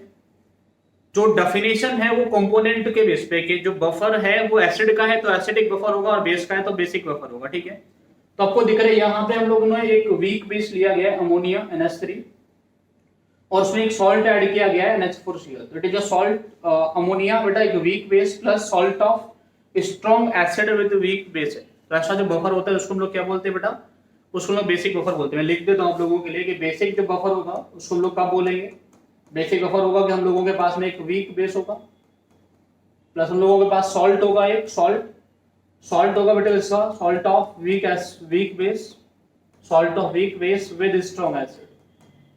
राइट, स्ट्रॉन्ग एसिड के साथ में इसका सॉल्ट लेंगे तो उसको हम लोग क्या बोलेंगे बेटा, उसको हम लोग बोलते हैं बेसिक बफर। इसलिए हम लोग सिमिलरली अगर हम लोगों के पास में एसिडिक बफर होगा तो एसिडिक बफर में क्या होगा बेटा, वीक एसिड होगा प्लस सॉल्ट होगा, तो उसी वीक एसिड का सॉल्ट होगा विद स्ट्रॉन्ग बेस। ठीक है ना बेटा, तो हम लोग इसको वीक एसिड का स्ट्रॉन्ग बेस के साथ में उसके सॉल्ट का मिक्सर तो acidic, weak base plus salt of weak base is strong acid है, तो बेटा जो मिक्सर बनेगा उसको हम लोग एसिडिक बफर बोलते हैं। एसिडिक बेसिक सिंपल सा कंपोनेंट रिलेटेड वर्ड, ठीक है ना, पीएच रिलेटेड नहीं। तो बात ये हो गया कि जो हम लोगों के पास में बफर है बेटा वो कैसा होगा, दिस बफर इज बेसिक। ठीक है, बेटा बेसिक बफर में पीओएच निकालने का फॉर्मूला होता है that is equal to pKb plus log of concentration of B plus upon concentration of BOH। Acidic buffer में pH निकालने का फॉर्मूला होता है that is pKa plus log of concentration of बेटा X minus upon concentration of HH। ठीक है बेटा, ये दो फॉर्मूले हम लोग सिंपल याद रखेंगे एसिडिक और बेसिक बफर के लिए। सारे क्वेश्चंस एसिडिक बफर हो या बेसिक हो इन्हीं दोनों फॉर्मूले में बेटा खत्म हो जाते हैं। ठीक है, अभी हम लोगों के पास बेटा बेसिक बफर है उसको हम लोग लेके सॉल्व करते हैं, देखते हैं क्या क्या चीजें रहेगा। बड़ा हम लोगों को पता है पीएच गिवन है, आप लोगों को पीएच कितना दिया क्वेश्चन में 9.45। तो लोग पी ओ एच निकाल सकते हैं सब लोग। हो जाएगा 14 माइनस 9.45, पी ओ एच हो जाएगा बेटा 9.45 तो 4.55। ठीक है बेटा, पी ओ एच हम लोगों के पास में आ गया अभी। ठीक है, मैं क्या बोल रहा हूँ बेटा, पीएच आप लोगों को गिवन था, मैं फिर से बेटा इसको लिख लेता हूँ। पीएच हम लोगों के पास था, पीएच कितना था बेटा क्वेश्चन में 9.45 है, तो हम लोग पीओएच निकाल सकते हैं आसानी से। POH will be equals to 14 minus 9.45, that is equals to 14 minus 9.45 मतलब 4.55। ठीक है बेटा, तो केबी दिया आप लोगों को, केबी दिया that is 1.85 into 10 to the power -5, तो पी केबी निकाल सकते हैं आप लोग। पी केबी किसके इक्वल होता है, माइनस का लॉग ऑफ केबी, माइनस का लॉग ऑफ केबी कितना होगा 1.85 इंटू 10 टू दी पावर -5, ये हो जाएगा बेटा 5 माइनस, ये हो जाएगा बेटा हम लोगों के पास 5 माइनस लॉग ऑफ 1.85, नियरली 2 का वैल्यू लोग सब्ट्रैक्ट कर सकते हैं, you will get it is nearly 4.7 के आसपास आप लोगों को बेटा पीकेबी मिलेगा। अब याद करो ना, NH4OH का जो पीकेबी होता है वो 4.7 होता है। पीके हम लोगों के पास में देगा, आप लोग पीके जैसे याद करें तो एसिटिक एसिड का याद भी करके रख सकते हैं, क्योंकि बहुत सारे क्वेश्चन बेटा एसिटिक एसिड के पूछे जाते हैं। एसिटिक एसिड और NH4OH के मैक्सिमम क्वेश्चन आप लोगों के सिलेबस में आते हैं, तो लोग पीके वैल्यू एसिटिक एसिड का याद करके रख ले। पीके भी आप लोग NH4OH यानी अमोनिया का आप लोग याद करके रख ले। ठीक है, आपको बोला POH इज इक्वल टू क्या होता है, दैट इज पीकेबी प्लस का लॉग ऑफ कंसंट्रेशन ऑफ बेटा सॉल्ट क्या होगा हम लोगों के पास -4Cl upon concentration of base क्या होगा बेटा अपॉन -3। हो गया बेटा क्वेश्चन। बेटा पीओएच कितना है बताओ जल्दी से, दैट इज 4.55, ये कितना होगा बेटा, ये 4.7 प्लस लॉग NH4Cl का कंसंट्रेशन पता नहीं, लेकिन पता होगा मोल्स अपॉन वॉल्यूम होगा, मोल्स आप लोग निकाल लेंगे, वॉल्यूम कितना होगा 3 litre upon concentration of NH3 दिया है कितना बेटा, दैट इज 0.01। बट इसको सॉल्व करके आप लोग n निकाल सकते हैं, इसको सॉल्व करेंगे आप लोग आसानी से, इसको सॉल्व करेंगे तो n आ जाएगा, you will gate n here. अब n आ जाएगा तो बेटा मोल्स आ जाएगा, NH4Cl का मास निकालेंगे तो बेटा किसके इक्वल होगा, moles into molar mass, moles into molar mass of NH4Cl। ठीक है, तो मैं आपको प्रॉपर वे दे दिया बेटा कैसे आप लोगों को सॉल्व करना है इस क्वेश्चन को। सिंपल बफर का इक्वेशन लगा के मोल्स ऑफ जो सॉल्ट था वो कैलकुलेट कर लिया हम लोगों ने। जैसे मोल्स हम लोगों के पास में सॉल्ट का मिलेगा तो मैं आसानी से उसका मास कितना लिया गया होगा वो कैलकुलेट कर सकता हूँ। तो ये जो आंसर इज 0.354 ग्राम। ठीक है, तो आसानी से बेटा इसको सॉल्व कर सकते हैं। This is going to be very easy for you now. इसके आगे नेक्स्ट क्वेश्चन हम लोग देखते हैं। For the reaction to HI giving H2 plus I2, the degree of dissociation of HI is related to equilibrium constant Kp। पर हम लोगों के पास में एक रिएक्शन आप लोगों को गिवन है, reaction is 2HI giving H2 plus I2 gas, degree of dissociation का और Kp का रेशियो पूछ रहे हैं बेटा, रिलेशन क्या होगा। तो अगर मैं इस इक्वेशन को लिखूं आप लोगों के सामने तो आप मुझे ये बता सकते हैं कि बेटा अगर हम लोगों के पास में कोई भी इक्वेशन है दैट इज 2HI, हम लोगों के पास में कोई भी इक्वेशन है that is 2HI giving you H2 plus I2, इसका अगर स्टार्टिंग में 1 मोल है बेटा, 1 में से अगर X कम होगा तो ये कितना बनेगा, चलो अल्फा लिखता हूँ, 1 में से अगर अल्फा जाएगा तो ये कितना बनेगा, लोग बोल सकते हैं अल्फा/2, ये कितना बनेगा दैट इज ऑल्सो अल्फा/2, सब लोगों को पता है। 1 में से बेटा अगर अल्फा जाएगा तो दूसरा हम लोगों के पास क्या बनेगा अल्फा/2, और ये भी क्या बनने वाला है हम लोगों के पास में अल्फा/2 बनेगा बेटा। बट अगर टोटल प्रेशर P है, P is the total pressure, आप लोगों से पूछो बेटा कि इसका पार्शियल प्रेशर कितना होगा A का, तो अब लोग बोलेंगे इसका पार्शियल प्रेशर होगा 1 माइनस अल्फा इंटू P, इसका बेटा कितना होगा, ये होगा अल्फा/2 इंटू P, इसका प्रेशर कितना होगा, लोग बोलेंगे अल्फा/2 इंटू P। मैं ऐसा क्यों बोल रहा हूँ बेटा, आप लोगों ने इक्वेशन पढ़ा होगा, partial pressure of gas is equal to mole fraction of that gas into total pressure. समझ आ रहा है कि नहीं आ रहा, ठीक है ना। बट हम लोगों ने टोटल मोल्स 1 मान के लेके चले, हम लोग टोटल मोल्स कितना हो जाएगा, इनको आप लोग ऐड करेंगे 1 minus alpha plus alpha by two plus alpha by two, total moles कितना आएगा बेटा 1। तो मैं इसलिए बोल रहा हूँ कि 1 माइनस अल्फा इंटू पी हो जाएगा, ये हो जाएगा अल्फा/2 इंटू पी, ये हो जाएगा अल्फा/2 इंटू पी। ठीक है, आप लोगों से बोलो बेटा केपी क्या होगा, आप लोग बोलेंगे KP will be equals to partial pressure of H2 into partial pressure of I2 upon partial pressure of HI का स्क्वायर। H2 का बेटा अगर स्क्वायर करेंगे तो आएगा अल्फा अपॉन 2 का square, alpha upon 2 into P, ऐसा लिख दो बेटा, अल्फा अपॉन 2 इंटू पी, ये हो जाएगा अल्फा अपॉन 2 इंटू पी, ये हो जाएगा बेटा 1 minus alpha square into P square. बेटा पी स्क्वायर से ये सारे वैल्यू हम लोग कैंसिल कर सकते हैं, हम लोग बोल सकते हैं कि पी से पी जाएगा बेटा, यहां से आप लोगों को जो केपी आएगा वो किसके इक्वल आएगा, that will be equals to alpha square upon 1 minus alpha का होल स्क्वायर, ये हो जाएगा बाई 4। आप लोगों से बोल सकते हो alpha upon 1 minus alpha will be equals two into बेटा 4 हो जाएगा, ये हो जाएगा 2 अंडर रूट ऑफ केपी। सब लोग ऐसा लिख सकते हैं ना बेटा, अल्फा अपॉन 1 माइनस अल्फा किसके इक्वल बेटा 2 into under root of KP के इक्वल हो जाएगा। आप लोगों से बोलूं बेटा इसका आप लोग क्रॉस मल्टीप्लिकेशन करा दो तो बोलेंगे alpha will be equals to 2 into under root of KP minus alpha 2 into under root of KP into alpha, D वाले टर्म को इधर ले आओ तो ये हो जाएगा alpha plus 2 into under root of KP into alpha will be equals to 2 into under root of KP, alpha common ले लेंगे, या बचेगा 1 plus 2 into root of KP, वो किसके इक्वल आएगा बेटा 2 into under root of KP के equal आएगा, तो अल्फा कितना हो जाएगा, that will be equals to 2 into under root of KP upon 1 plus 2 into under root of KP. Simple सा बेटा एक डेरिवेशन है, बट इसमें कुछ लॉजिकल तो था नहीं, सिर्फ कैलकुलेशन बेस्ड था सारा का सारा, कुछ भी लॉजिकल नहीं था। अगर आपको कैलकुलेशन आता तो लोग पूरा का पूरा सॉल्व कर पाते, इसमें नथिंग वाज लाइक कुछ लॉजिकल नहीं था, सिंपल सा आपको पता है कि हम लोग केपी कैसे निकालते हैं, केपी का टर्म हम लोगों ने सिंपल रखा, बस हाँ यहाँ पे थोड़ा सा लॉजिक था।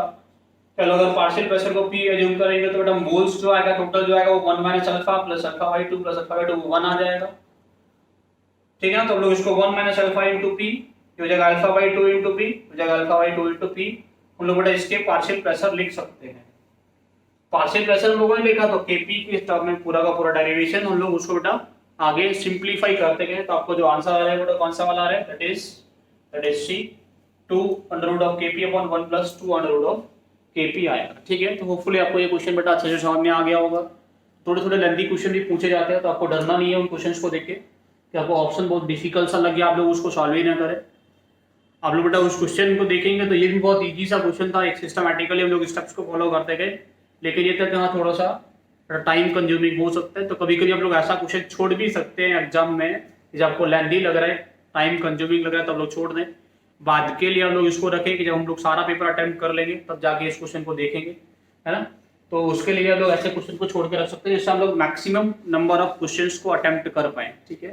चलिए नेक्स्ट क्वेश्चन हम लोगों के पास में दिया है बेटा, at low pressure and high temperature the van der Waals equation is finally reduced और सिंप्लीफाइड। बेटा वैन डर वाल इक्वेशन आप लोगों के पास में होता है P प्लस ए, आपको मैं लिख देता हूँ बेटा, अगर मोलर वॉल्यूम में होता है तो जैसे भी होगा मैं आपको लिख देता हूँ, मैं सारे के सारे केस आपको इसको समझा देता हूँ 2-3 तरीके से। ये वाला पूछा गया बेटा UPSW ने, और भी इसको लेके पूछ सकते हैं, तो क्या क्या पूछ सकते हैं मैं उसके सारे तीनों फॉर्म आप लोगों को पढ़ा दूंगा। इस वजह से आपको पता है P ये होता है P प्लस ए upon VM square, molar volume में हम लोग लिखेंगे तो VM minus B will be equal to RT होता है बेटा इन जनरल, ठीक है ना। बेटा ये जो पार्ट होता है इसका, ये जो पार्ट होता है वो अट्रैक्शन को शो करता है, किसको शो करता है बेटा, वो अट्रैक्शन को शो करता है, अट्रैक्शन को, ठीक है ना। और जो बी वाला पार्ट है वो ये शो करता है ऑक्यूपाइड वॉल्यूम, ऑक्यूपाइड वॉल्यूम जो रियल गैस है उसने कितना वॉल्यूम ऑक्यूपाई किया है। ऑक्यूपाइड वॉल्यूम जो होगा बेटा वो किस पे डिपेंड करता है, हम लोग बोल सकते हैं वो साइज ऑफ एटम पे डिपेंड करता है, ये this is directly proportional to the size of atom, size of particle of gas. जो भी गैस होगा उसके पार्टिकल का साइज जितना ज्यादा होगा ना उतना बी का वैल्यू ज्यादा होता है, और जितना ज्यादा अट्रैक्शन का फोर्स ज्यादा होगा उतना इस ए का वैल्यू ज्यादा होता है। ए जो होता है वो अट्रैक्शन के फोर्स पर डिपेंड करता है, जितना ज्यादा अट्रैक्शन का फोर्स होगा उतना ज्यादा ए का वैल्यू रहता है, ठीक है बेटा। तो बेटा सबसे पहली बात ये है कि हम लोगों को यहाँ बोला है कि टेम्परेचर वेरी हाई है, वेरी हाई टेम्परेचर। बेटा वेरी हाई टेम्परेचर का मतलब क्या होगा? वेरी हाई टेम्परेचर का मतलब होगा जो अट्रैक्शन होगा बेटा वो कैसा होगा? नियरली जीरो, है ना। बट हाई टेम्परेचर पे जो मॉलिक्यूल होगा उसके पास से बहुत ज्यादा एनर्जी होगा। हाई टेम्परेचर का मतलब जो मॉलिक्यूल होगा that is high kinetic energy. But kinetic energy अगर पार्टिकल का बहुत ज्यादा है तो इसका मतलब बोलेंगे आप कि उसके पास में उसके बीच में जो अट्रैक्शन का फोर्स है वो बहुत ज्यादा कम होगा। अब ऐसा ही बोल सकते हैं कि हाई टेम्परेचर होने का मतलब जो मॉलिक्यूल है उसका एनर्जी बहुत ज्यादा है, और आपको पता है एनर्जी अगर इंक्रीज करता है तो रिपल्सन का फोर्स इंक्रीज करता है, अट्रैक्शन डिक्रीज करता हो जाता है। हाई एनर्जी मतलब मिनिमम अट्रैक्शन, तो मैं बोल सकता हूँ अट्रैक्शन बहुत कम है, अट्रैक्शन का जो फोर्स होगा वो नेग्लिजिबल होगा। आप ये वाले पार्ट को नेग्लेक्ट कर सकते हैं, ठीक है। तो हाई टेम्परेचर को बोले आपको या फिर हाई प्रेशर बोले, दोनों ही केस में हम लोग इसको हटा पाएंगे। हाई प्रेशर होने का मतलब भी सेम होता है कि बहुत ज्यादा एनर्जी का मॉलिक्यूल है, आप लोग उसके सामने से ये वाले पार्ट को हटा सकते हैं, ठीक है। दूसरा बोला बेटा कि अगर हम लोगों के पास में प्रेशर बहुत ज्यादा कम है, लो प्रेशर, बेटा लो प्रेशर होने का मतलब क्या होगा? High volume. लो प्रेशर होने का मतलब क्या होगा? वॉल्यूम बहुत ज्यादा है, यानी वॉल्यूम ऑफ द कंटेनर होगा वो बहुत ज्यादा होगा as compare to the volume of the gas. तो हम लोग बेटा अगर वॉल्यूम ऑफ द कंटेनर बहुत ज्यादा है तो जो पार्टिकल्स वॉल्यूम ऑक्यूपाई करके रखेंगे इसके अंदर उसको नेग्लेक्ट कर सकते हैं। बेटा उसके केस में जो इक्वेशन बनता है P V M is equal to R T, यानी जो बेटा हम लोगों के पास में रियल गैस होगा, रियल गैस होता है बेटा वो क्या बन जाता है? That behaves like an ideal gas. इस कंडीशन में रियल गैस आइडियल गैस की तरह बिहेव करना स्टार्ट कर देता है। कौन से वाले कंडीशन में? जब टेम्परेचर बहुत ज्यादा होता है और प्रेशर बहुत कम होता है। तो इक्वेशन जो होगा वो किसका होगा? मतलब P V M equal to R T को फॉलो करेगा। समझ आया कि नहीं आया? होपफुली सबको समझ में आ गया होगा। मैं आपको एक बात और बता दूं बेटा यहां से कि हम लोगों के पास में जो इक्वेशन है वो क्या है? P plus A upon V M square into V M minus B will be equal to R T. अगर सिर्फ आपसे ये पूछा होता कि हाई टेम्परेचर में कैसे बिहेव करेगा तब इसको हटा देते बेटा, सिर्फ और सिर्फ हाई टेम्परेचर की कंडीशन में। तो इक्वेशन जो होता है वो लिखा जाता P into V M minus B equal to R T, ठीक है ना बेटा, हाई टेम्परेचर। और ये बोला होता कि सिर्फ और सिर्फ लो प्रेशर है, ये बोला होता लो प्रेशर है बेटा, लो प्रेशर की रेंज में तब लोग इसको हटा देते हैं। तो इक्वेशन जो होता है वो बन जाता P plus A upon V M square into V M will be equal to R. तो ये चीज आप लोग याद रखें कि सिर्फ एक ही कंडीशन देता तो ऐसे हम लोग इक्वेशन को फॉलो कराते हैं, लेकिन जो भी कंडीशन दिया ये जनरल इक्वेशन होता है बेटा, ये जनरल इक्वेशन होता है। ये जो कंडीशन होता है बेटा वो कब होता है? ये वेरी हाई टेम्परेचर का होता है, ये हाई टेम्परेचर पे होता है, या फिर हम लोग बोल सकते हैं वेरी हाई प्रेशर पे। हाई प्रेशर से अकेला अकेला देखो तो हम लोग समझेंगे कि ये कंडीशन को फॉलो करना है। ये जो कंडीशन है बेटा वो क्या है? ये जो कंडीशन है वो लो प्रेशर का कंडीशन है। लो प्रेशर या फिर वेरी हाई वॉल्यूम भी बोल सकता है, तो तरीके से इस कंडीशन को बोल सकता है। ये जो कंडीशन है बेटा वो कंडीशन है high pressure and low temperature, high temperature and low pressure का, ठीक है ना। टेम्परेचर बहुत ज्यादा है और प्रेशर बहुत ज्यादा कम है, तो जो कोई भी रियल गैस होता है that behaves like an ideal gas. Real gas कैसे बिहेव करता है बेटा? आइडियल गैस की तरह बिहेव करता है उस कंडीशन में, ठीक है। तो सारे केशन आपको इसको बता दिए हैं बेटा। आपको पूछा है विच of the following side is the maximum energy minimum energy, कौन से वाले साइड का जो एनर्जी होगा बेटा वो कैसा होगा? मिनिमम होगा। एनर्जी के लिए आप लोगों ने पढ़ा होगा, आपको एक बार वो चीजें रिवाइज करवा देता हूँ। एनर्जी के लिए बेटा हम लोग कौन सा रूल फॉलो करते हैं? That is an plus L rule. Energy के लिए हम लोगों को एन प्लस एल रूल पढ़ना होता है, जहां पे एन प्लस रूल बेटा मैक्सिमम होगा, जहां पे एन प्लस एल मैक्सिमम होगा वहां पे एनर्जी मैक्सिमम होता है, ठीक है ना बेटा। कभी कभी ऐसा भी हो सकता है कि आपको एन प्लस एल का वैल्यू सेम मिल जाए। एन प्लस एल अगर सेम हम लोगों को देखने को मिलेगा, हम लोग सिर्फ और सिर्फ जो एनर्जी होता है that is calculated only on the basis of N, N को देखेंगे जहां एन मैक्सिमम होगा वहां पे एनर्जी मैक्सिमम होगा, ठीक है। दो चीजें आप लोग याद रखना कि अगर n प्लस एल अगर सेम नहीं मिलता है तो n प्लस एल के अकॉर्डिंगली हम लोग बता सकते हैं कि किसका एनर्जी मैक्सिमम और मिनिमम होने वाला है। या पूछे मिनिमम तो n प्लस एल मिनिमम कहाँ होगा वहां देखेंगे, तो बेटा यहाँ n प्लस एल आएगा, या 4 प्लस 0 4 आएगा, या 4 प्लस 1 5 आएगा, या 5 प्लस 0 बेटा कितना आएगा? यहाँ पे भी 5 आएगा, यहाँ पे 3 प्लस 2 यहाँ पे भी 5 आएगा। बट इनके केस में 5 5 है, यहाँ पे 4, तो मिनिमम एनर्जी तो इसका होगा ए वाले। लेकिन आपको एनर्जी के इंक्रीजिंग ऑर्डर में अरेंज करने के लिए बोलता तो आप लोग बोलते सबसे कम एनर्जी बेटा किसका होगा? 4 का होगा, यानी हम लोगों के पास ए का होगा, उससे ज्यादा बेटा किसका होगा? तो सबका वैल्यू बेटा सेम है n प्लस एल का, तो n का इंक्रीजिंग ऑर्डर तो बेटा बी आएगा, फिर सी आता और फिर डी आता बेटा, फिर क्या आता हम लोगों का बी होता और फिर फाइनली सी मिलता। ऐसा कुछ ऑर्डर होता क्योंकि यहाँ पे n प्लस एल 4 प्लस 1 5, यहाँ सब पे 5 है, और जहाँ n प्लस n का वैल्यू सेम होगा तो हम लोग सिर्फ n को चेक करेंगे, जिसमें n का वैल्यू ज्यादा होगा उसका एनर्जी भी ज्यादा होगा, ये सिंपल वे। ठीक है, बेटा n प्लस n में n 3 4 5, तो D B C is the correct order. ठीक है, तुम लोग ऐसे आसानी से एनर्जी भी निकाल सकते हैं। ठीक है बेटा, तो यहाँ तक आपको सभी को समझ में आ रहा होगा हम लोग क्या करने वाले थे। इसके आगे नेक्स्ट क्वेश्चन हम लोग देखने वाले हैं 8.50 gram of NH3 present in 250 ml volume, active mass पूछ रहे हैं। थोड़ा आपको पता होगा एक्टिव मास यानी एक्टिविटी जो था, या एक्टिव मास जो होता है बेटा वो क्या होता है, आपको सिंपल तरीके से बता दो। तो बेटा एक्टिव मास की हम लोग बात करें, एक्टिव मास अगर हम लोगों के पास में कोई भी एक्टिव मास के बारे में हम लोग पढ़ते थे, जिसको हम लोग ए बोलते हैं, एक्टिविटी भी इसको हम लोग बोलते हैं।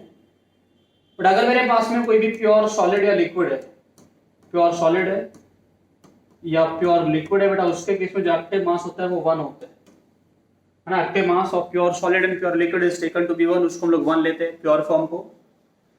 लेकिन अगर मेरे पास में कोई भी गैस है, लिक्विड और सॉलिड का, तो हो गया मेरे पास कोई भी गैस है तो उसका जो पार्शियल प्रेशर होता है, तो क्या होता है उसका पार्शियल प्रेशर जो होता है उसको हम लोग बोलते हैं।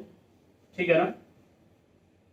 दूसरी बात ये कि बेटा अगर हम लोगों के पास कोई गैस है उसका पार्शियल प्रेशर को एक्टिव मास बोलते हैं। अगर मेरे पास में कोई भी सॉल्यूशन है, एक्टिव मास अगर मेरे पास में बेटा कोई भी सॉल्यूशन है, सॉल्यूशन का आपको निकालना है, तो सॉल्यूशन का बेटा क्या होता है मोलारिटी। जैसे इन जनरल मोलारिटी होता है, लेकिन वेरी डाइल्यूट सॉल्यूशन के लिए जो मोलारिटी होता है वो मोलारिटी के इक्वली आता है। तो हम लोग सीधा सीधा मैं लिख रहा हूँ कि ये क्या होगा बेटा मोलारिटी। आपको अगर एक्टिव मास पूछा तो मोलारिटी कैलकुलेट करना है। दूसरा हम लोग इस क्वेश्चन में तो बेटा ऑप्शन देख के भी देख सकते हैं, सब में मोल पर लीटर दिया है बेटा, मोलारिटी आप लोगों को दिया है। तो 250 बेटा हम लोगों के पास ml है, 8.50 ग्राम NH3 बेटा। मोलारिटी क्या होता है, मोल्स अपॉन वॉल्यूम होता है बेटा। तो मोल्स कितना होगा बेटा, वो होगा 8.50 अपॉन 70। वॉल्यूम कितना होगा बेटा 250 अपॉन 1000। तो ये बेटा 5 टाइम्स जाएगा और ये बेटा जाएगा 4 टाइम 1/4, तो 5 इंटू 0.5 इंटू 4 दैट इज 2.0। ठीक है, जो भी आता है वैसे सॉल्व करना तो आपका काम है बेटा। तो हम लोग सिंपली बोल सकते हैं इसका जो मोलारिटी आने वाला है दैट इज 250 मोल पर लीटर। यहाँ पे कैपिटल M बाई मिस्टेक बेटा यहाँ पे लिखा हो, ये मोल पर लीटर रहेगा सभी। ठीक है ना। तो एक्टिव मास इज मोलारिटी। जहां कहीं पे आपको बोलेगा आपको you have to calculate active mass, हम लोग बेटा क्या करेंगे, सिंपली हम लोग मोलारिटी उसके केस में कैलकुलेट करके देंगे। ठीक है बेटा। तो यहाँ तक आपको बेटा सभी को समझ में आ गया। हम लोग क्या करने वाले हैं, हम लोग नेक्स्ट क्वेश्चन की तरफ अभी बढ़ेंगे। तो नेक्स्ट क्वेश्चन आप लोगों के लिए जो क्वेश्चन है the equilibrium constant for the reaction. हम लोगों के पास एक रिएक्शन दिया है, जैसे SO2 plus half of O2 given to SO3। इसका इक्विलिब्रियम कांस्टेंट दिया है बेटा के, इसके लिए पूछ रहे हैं अगर ये वाला रिएक्शन जो नीचे दिया आप लोगों का, इसका इक्विलिब्रियम कांस्टेंट K1 है। इसका जो इक्विलिब्रियम कांस्टेंट है दैट इज SO2 और K1 एंड K2 रेस्पेक्टिवली। इसका बेटा K1 दिया है और इसका K2 दिया है। रिएक्शन पूछ रहा था, आपको दिख रहा होगा बेटा कि अगर इस रिएक्शन में, चलो एक मैं ऐसा लिखता हूं A गिविंग B, आपसे पूछो इसका इक्विलिब्रियम कांस्टेंट क्या होगा, बोलेंगे this is B upon A, ये K1 है। इसमें रिएक्शन में 2 से इंटू करो तो क्या हो जाएगा बेटा 2A गिविंग 2B। इसका मैं K2 पूछो तो उसे क्या होगा, बोलेंगे कंसंट्रेशन ऑफ B की power 2 upon concentration of A to the power 2। But ये क्या है, ये तो B अपॉन A, ये तो बेटा K1 है। चलो इसको बोल सकते हैं K2 is equal to K1 की पावर 2। अगर 3 से इंटू करोगे तो पावर में क्या आएगा बेटा 3 निकल के आएगा। मैं सिंपल सा बेटा एग्जांपल लेके आप लोगों को समझाया हूं। अगर 3 से इंटू कर लोगे तो यहाँ पावर में कितना आएगा 3। बट इन जनरल ये होता है कि अगर A गिविंग B है, कोई भी रिएक्शन है, उस रिएक्शन में हम लोग इस रिएक्शन में n से मल्टीप्लाई करने, इसका K1 क्या था K था, इसका जो Kn निकालेंगे वो क्या आएगा K1 की पावर n। इन जनरल हम ये फॉर्मूला याद रख सकते हैं कि अगर किसी भी रिएक्शन में जिस नंबर से हम लोग मल्टीप्लाई कर लेते हैं तो उसका जो इक्विलिब्रियम कांस्टेंट होगा नए वाले रिएक्शन का, वो पहले वाले रिएक्शन के इक्विलिब्रियम कांस्टेंट की वो पावर बन के आता है। अगर मैं यहाँ बेटा 1/2 से मल्टीप्लाई कर लूँ, मान लो 1/2 से मल्टीप्लाई कर लूँ, तो जो K1 होगा वो क्या आएगा बेटा K2 अगर मुझे निकालना तो बेटा वो किसके इक्वल आएगा, K2 will be equal to K1 की पावर 1/2। बेटा ये हम लोग जो जिस नंबर से मल्टीप्लाई करते हैं that goes in power always, वो पावर बन जाता है। तो आपको दिख रहा होगा इस रिएक्शन में 2 से मल्टीप्लाई किया गया है, जो पहला वाला रिएक्शन आप लोगों के सामने है, that reaction is multiplied by 2, इससे मल्टीप्लाई कर देंगे तो ये रिएक्शन आप लोगों को सिंपली मिल जाएगा जो नीचे लिखा हुआ है। 2 से मल्टीप्लाई करने पे इस रिएक्शन में आपको ये वाला रिएक्शन मिल जाएगा। तो हम लोग बोल सकते हैं अगर इसका K1 है इसका K2 है तो बोल सकते हैं जो K2 होगा बेटा वो किसके इक्वल होगा, that will be equals to K1 square. K2 बेटा किसके इक्वल होगा in general, simply that will be equals to K1 square के इक्वल आएगा, क्योंकि रिएक्शन बेटा 2 से मल्टीप्लाई किया गया है। तो आपको पता है किसी भी रिएक्शन में अगर मैं n नंबर से मल्टीप्लाई कर लूंगा बेटा उसमें जो नया इक्विलिब्रियम कांस्टेंट आएगा वो पहले वाले इक्विलिब्रियम कांस्टेंट की पावर दैट नंबर आता है हमेशा, ऑलवेज। ठीक है, आप लोग ये चीजें याद करके रख सकते हैं। नेक्स्ट क्वेश्चन हम लोगों के पास में क्या है वो देखते हैं बेटा अभी।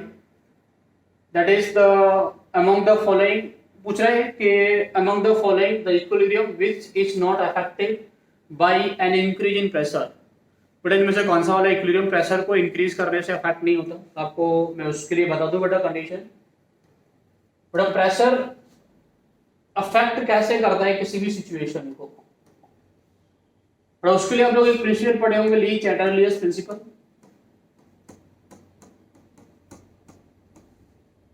ये बोलते हैं कि अगर हम लोग किसी भी वेरिएबल को चेंज करेंगे तो रिएक्शन हमेशा उसका अपोज करता है, यानी रिएक्शन जो होगा वो फ्रिक्शन की तरह एक्ट करेगा, है ना। जैसे हम लोग इधर एक ब्लॉक पे फोर्स लगाओ इधर डायरेक्शन, तो इधर फ्रिक्शन किधर लगेगा, इधर डायरेक्शन में लगता है। आप इधर लगाएंगे तो फ्रिक्शन क्या करेगा, इधर अपोजिट में लगता है हमेशा।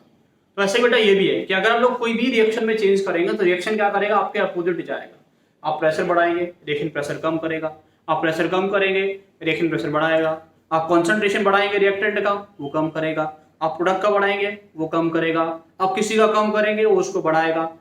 हमेशा that reaction always goes opposite of you. आप जो भी चेंज करेंगे रिएक्शन क्या करेगा बेटा, हमेशा आपके अपोजिट जाएगा आप जो भी चेंज करेंगे, क्योंकि इक्विलिब्रियम कंडीशन जो होते हैं that is the most stable condition thermodynamically. उस जो इक्विलिब्रियम कंडीशन होता है वो मोस्ट स्टेबल कंडीशन होता है। तो बेटा हमेशा आप कोई भी चीज करेंगे वो वापस इक्विलिब्रियम को अटेन करने का कोशिश करेगा, और इक्विलिब्रियम को अटेन वो तभी कर सकते हैं जब वो आपके अगेंस्ट जाए हमेशा। ठीक है, तो आप लोग प्रेशर को बढ़ाएंगे और प्रेशर को कम करेगा। बेटा प्रेशर कम या ज्यादा, प्रेशर किस पर डिपेंड करता है बेटा, pressure is directly proportional two moles, है ना। जहां मोल्स ज्यादा होंगे वहां प्रेशर ज्यादा होगा, जहां मोल्स कम होंगे वहां प्रेशर कम होगा। समझ आ रहा है कि नहीं आ रहा। मान लो आप लोगों ऐसे समझो CaCO3 आप लोगों के पास सॉलिड था बेटा, इसको आप लोगों ने हीट कर दिया तो ये क्या देगा CS को सॉलिड प्लस CO2 गैस। तो आप लोग देख सकते थे कि इधर साइड में प्रेशर था वो 0 था क्योंकि सॉलिड था, और यहाँ पे बेटा प्रेशर जनरेट होगा क्योंकि गैसियस मोल्स प्रोड्यूस हो गए। यहाँ गैसियस मोल्स 1 है या गैसियस मोल 0 है, तो यहाँ प्रेशर 0 है। अगर दोनों साइड मोल्स सेम होते हैं तो मोल्स सेम होते तो प्रेशर भी सेम होता।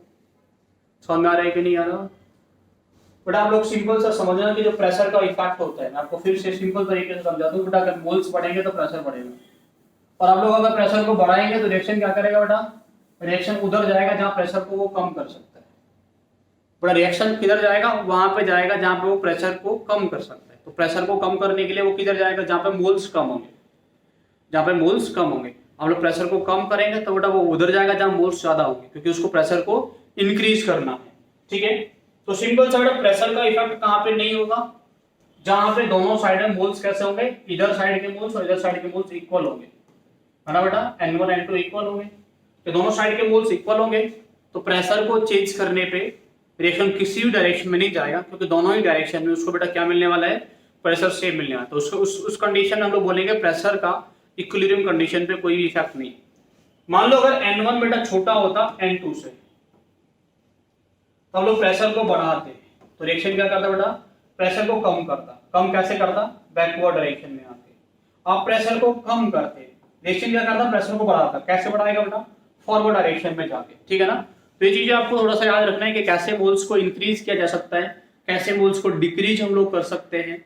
ठीक है बेटा, तो मोल्स को इंक्रीज करने के प्रेशर को इंक्रीज कैसे कर सकते हैं, मोल्स के अकॉर्डिंग। तो मोल्स कहाँ पे ज्यादा है गैसियस, मोल्स कहाँ पे कम है गैसियस। मैं वो थोड़ा गलत बोल गया था, ठीक है ना। तो ये चीजें आपको थोड़ा सा याद रखना है, जहाँ मोल्स ज्यादा होंगे उधर साइड में आपको प्रेशर भी ज्यादा ऑब्जर्व करने को मिलेगा। तो बेटा यहाँ पे बोला है कि कहाँ पे प्रेशर का कोई इफेक्ट नहीं है। प्रेशर का इफेक्ट कहाँ नहीं होगा, जहाँ पे दोनों साइड में नंबर ऑफ गैसियस मोल्स कैसे होंगे बेटा, सेम। वो देखो बेटा number of gaseous moles same कहाँ पे, देखो यहाँ पे गैसियस मोल्स ये एक है, और बेटा इधर साइड में कितना है, 2 है। ठीक है ना। तो यहाँ तो प्रेशर का इफेक्ट होगा। बट यहाँ देखो ये सॉलिड है, यहाँ पे 4 मोल्स ऑफ वाटर गैसियस, यहाँ बेटा सॉलिड, यहाँ 4 मोल्स ऑफ हाइड्रोजन। बेटा यहाँ पे रिएक्टेंट साइड में 4 मोल्स है, प्रोडक्ट साइड में 4 मोल्स है, तो बड़ा B is the correct answer. But single correct है तो आपको बाकी के ऑप्शन चेक करने का भी जरूरत नहीं है। अगर मल्टीपल करेक्ट होता तो आपको और भी आगे के बेटा क्वेश्चंस ऑप्शंस को बेटा एक बार चेक करना पड़ेगा कि आगे वाले जो ऑप्शंस है वो करेक्ट है कि नहीं है, उनमें तो कोई मिस्टेक नहीं है। जैसे यहाँ पे आपको देखना पड़ेगा कि यहाँ पे बेटा गैसियस कितना मोल है, 2 और एक 3, और यहाँ पे 2 ही है।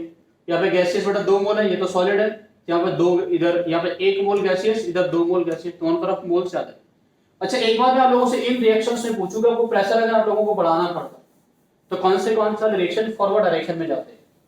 अगर आपने प्रेशर को बढ़ाया होता तो कौन सा वाला रिएक्शन फॉरवर्ड डायरेक्शन में जाते हैं? तो आप लोग सोचते हैं बेटा यहाँ पे गैसियस मोल्स इधर 1 है और यहाँ बेटा गैसियस मोल 2 है, तो क्या फॉरवर्ड में जाता? नहीं आता, बैकवर्ड आता मोल्स, क्योंकि गैसियस मोल्स कहाँ पे कम है? रिएक्टेंट साइड में कम है। यहाँ पे आप लोग जाके देखोगे तो यहाँ बेटा कुछ चेंज आता ही नहीं। यहाँ पे गैसियस मोल्स आपको दिख रहे हैं 2, यहाँ दिख रहा है 3, बेटा ये भी बैकवर्ड आता। यहाँ पे गैसियस मोल दिख रहा है 1, यहाँ पे दिख रहा है 2, ये भी बैकवर्ड आता, कोई ये फॉरवर्ड नहीं आता। सारे के सारे किधर आते हैं? बैकवर्ड आते हैं। तो पूछते बैकवर्ड कौन से हैं, तो टिक करते A C and D is correct. Pressure को बढ़ाने बैकवर्ड कौन कौन जाएगा? तो बोले ए से एस सी से डी से बी पे कोई इफेक्ट नहीं, क्यों? क्योंकि बी में gaseous moles in the reactant side and product side are equal. ठीक है बेटा, तो आपको बेटा इफेक्ट ऑफ प्रेशर वाले क्वेश्चंस से हम लोग कर लेंगे। ठीक है, ये पूछा in the manufacture of ammonia by Haber's process, अगर हम लोग बेटा अमोनिया बनाते हैं बाय हैवर्स प्रोसेस, तो पूछ रहे हैं कि विच of the following condition is unfavourable, कौन सा वाला कंडीशन इसको फेवर नहीं करेगा? बेटा देखो यहाँ पे समझना, आपको इसको कैसे पहचानना है, आपको इसको देखना ये है कि एक तो बेटा यहाँ पे देखो एनर्जी रिलीज हो रहा है, तो ये रिएक्शन जो है वो एक्सोथर्मिक है, और एक्सोथर्मिक में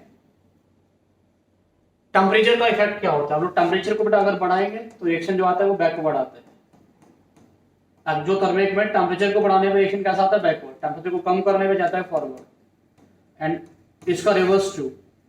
बेटा गैसियस मोल्स 2 और 1 3 और 1 4 है, बेटा यहाँ पे 2 है।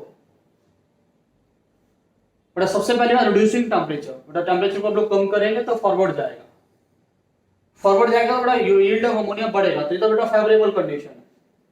रिमूविंग अमोनिया, तो आपको पता है प्रोडक्ट अमाउंट ऑफ प्रोडक्ट को आप लोग कम कर देंगे, अमोनिया को निकाल देंगे यहाँ से, तो क्या होगा? अमोनिया को निकालेंगे तो अमोनिया का अपने अमाउंट कम कर दिया, रिएक्शन क्या करेगा? उसका अमाउंट बढ़ाएगा। मैं क्या बोलूं, आपको अपोजिट काम करेगा, आपने कम किया वो बढ़ाएगा। बढ़ेगा कैसे? फॉरवर्ड जाके, तो अमोनिया की यील्ड क्या हो जाएगा? और ज्यादा बढ़ जाएगा, तो ये भी फेवरेबल कंडीशन है। इंक्रीजिंग टेम्परेचर, टेम्परेचर अगर हम लोग बढ़ा देंगे बेटा तो क्या होगा? तो बैकवर्ड जाएगा। बैकवर्ड जाने का मतलब अमोनिया जो होगा वो N2 और H2 में कन्वर्ट होना स्टार्ट हो जाएगा, तो this is not a favourable condition. एक और कंडीशन इंक्रीजिंग दैट प्रेशर, बेटा प्रेशर को इंक्रीज करेंगे तो आपको पता है गैसियस मोल्स यहाँ पे 4 है या 2, बेटा कहाँ पे जाएगा? प्रेशर को कम करने के लिए, जहां पे गैसियस मोल्स कम हो। गैसियस मोल्स कम कहाँ पे है? In this side. थोड़ा आसानी से वो क्या कर सकता है? प्रोडक्ट साइड में आसानी से मूव करेगा। ठीक है ना, तो ये 3 कंडीशन फेवरेबल है। This is not the favourable condition C, तो C is the correct answer for this not favourable condition. ठीक है बेटा, तो इसके आगे अगर हम लोगों के पास कोई क्वेश्चन है, ठीक है, what is the pH of 2 × 10⁻⁸ molar HCl solution? log 2 का वैल्यू दिया है और log 3 का वैल्यू दिया है। बट एक बात मैं आपको बता दूं कि ऐसा क्वेश्चन में आप लोग डायरेक्टली पीएच इक्वल्स टू क्या फॉर्मूला होता है वो लगा नहीं सकते। इसका कोई एक तरीके से आंसर बताऊंगा, इसमें तो बहुत आसान है इसको बताना, बट इसको लोग बिना सॉल्व किए जा सकते हैं। मैं सॉल्व करने का तरीका ही बताऊंगा और विदाउट सॉल्विंग इसको आपको कैसे टिक करेंगे वो भी बताऊंगा। ठीक है ना, बट पहले तो सुनो कि पीएच का फॉर्मूला क्या होता है। पीएच जो होता है वो होता है माइनस का log concentration of H+ ion. But अगर हम लोगों के पास HCl है तो आपको पता है HCl जो होगा बेटा वो डिसोसिएट करेगा, that will give you H+ and Cl-। अगर ये हम लोगों के पास 2 × 10⁻⁸ है, बट एक टाइम पे खत्म हो जाएगा, ये बनेगा 2 × 10⁻⁸, ये बनेगा 2 × 10⁻⁸, ऐसा कुछ बनेगा। तो आपको देखेगा कॉन्सेंट्रेशन ऑफ H+ इज 2 × 10⁻⁸। यहां से आप लोग निकालोगे तो आएगा 8 - log 2, और 8 - log 2 जो आएगा, ये जो पूरा का पूरा वैल्यू आएगा पीएच का, वो पीएच वैल्यू आएगा ग्रेटर देन 7। और जो पीएच का वैल्यू ग्रेटर देन 7 किसी एसिड के लिए होना ये इम्पॉसिबल है, दिस इज इम्पॉसिबल। बट आप लोग सोच के देखो ना कि आप लोग HCl को डाल रहे हैं, तो HCl तो एक एसिड है, तो क्या एसिड का आप लोग कितना भी अमाउंट डालो, चाहे नेग्लिजिबल अमाउंट क्यों ना डालो वाटर के अंदर, वो पीएच को डिक्रीज ही कराएगा ना, इंक्रीज तो करा नहीं सकता कभी भी, ये इंक्रीज कभी नहीं कराएगा। तो पीएच कैसा आएगा? लेस देन 7 आएगा, लेस देन 7 आएगा, लेकिन pH जो लेस देन 7 होगा, लेकिन that will be nearly equal to the pH of water.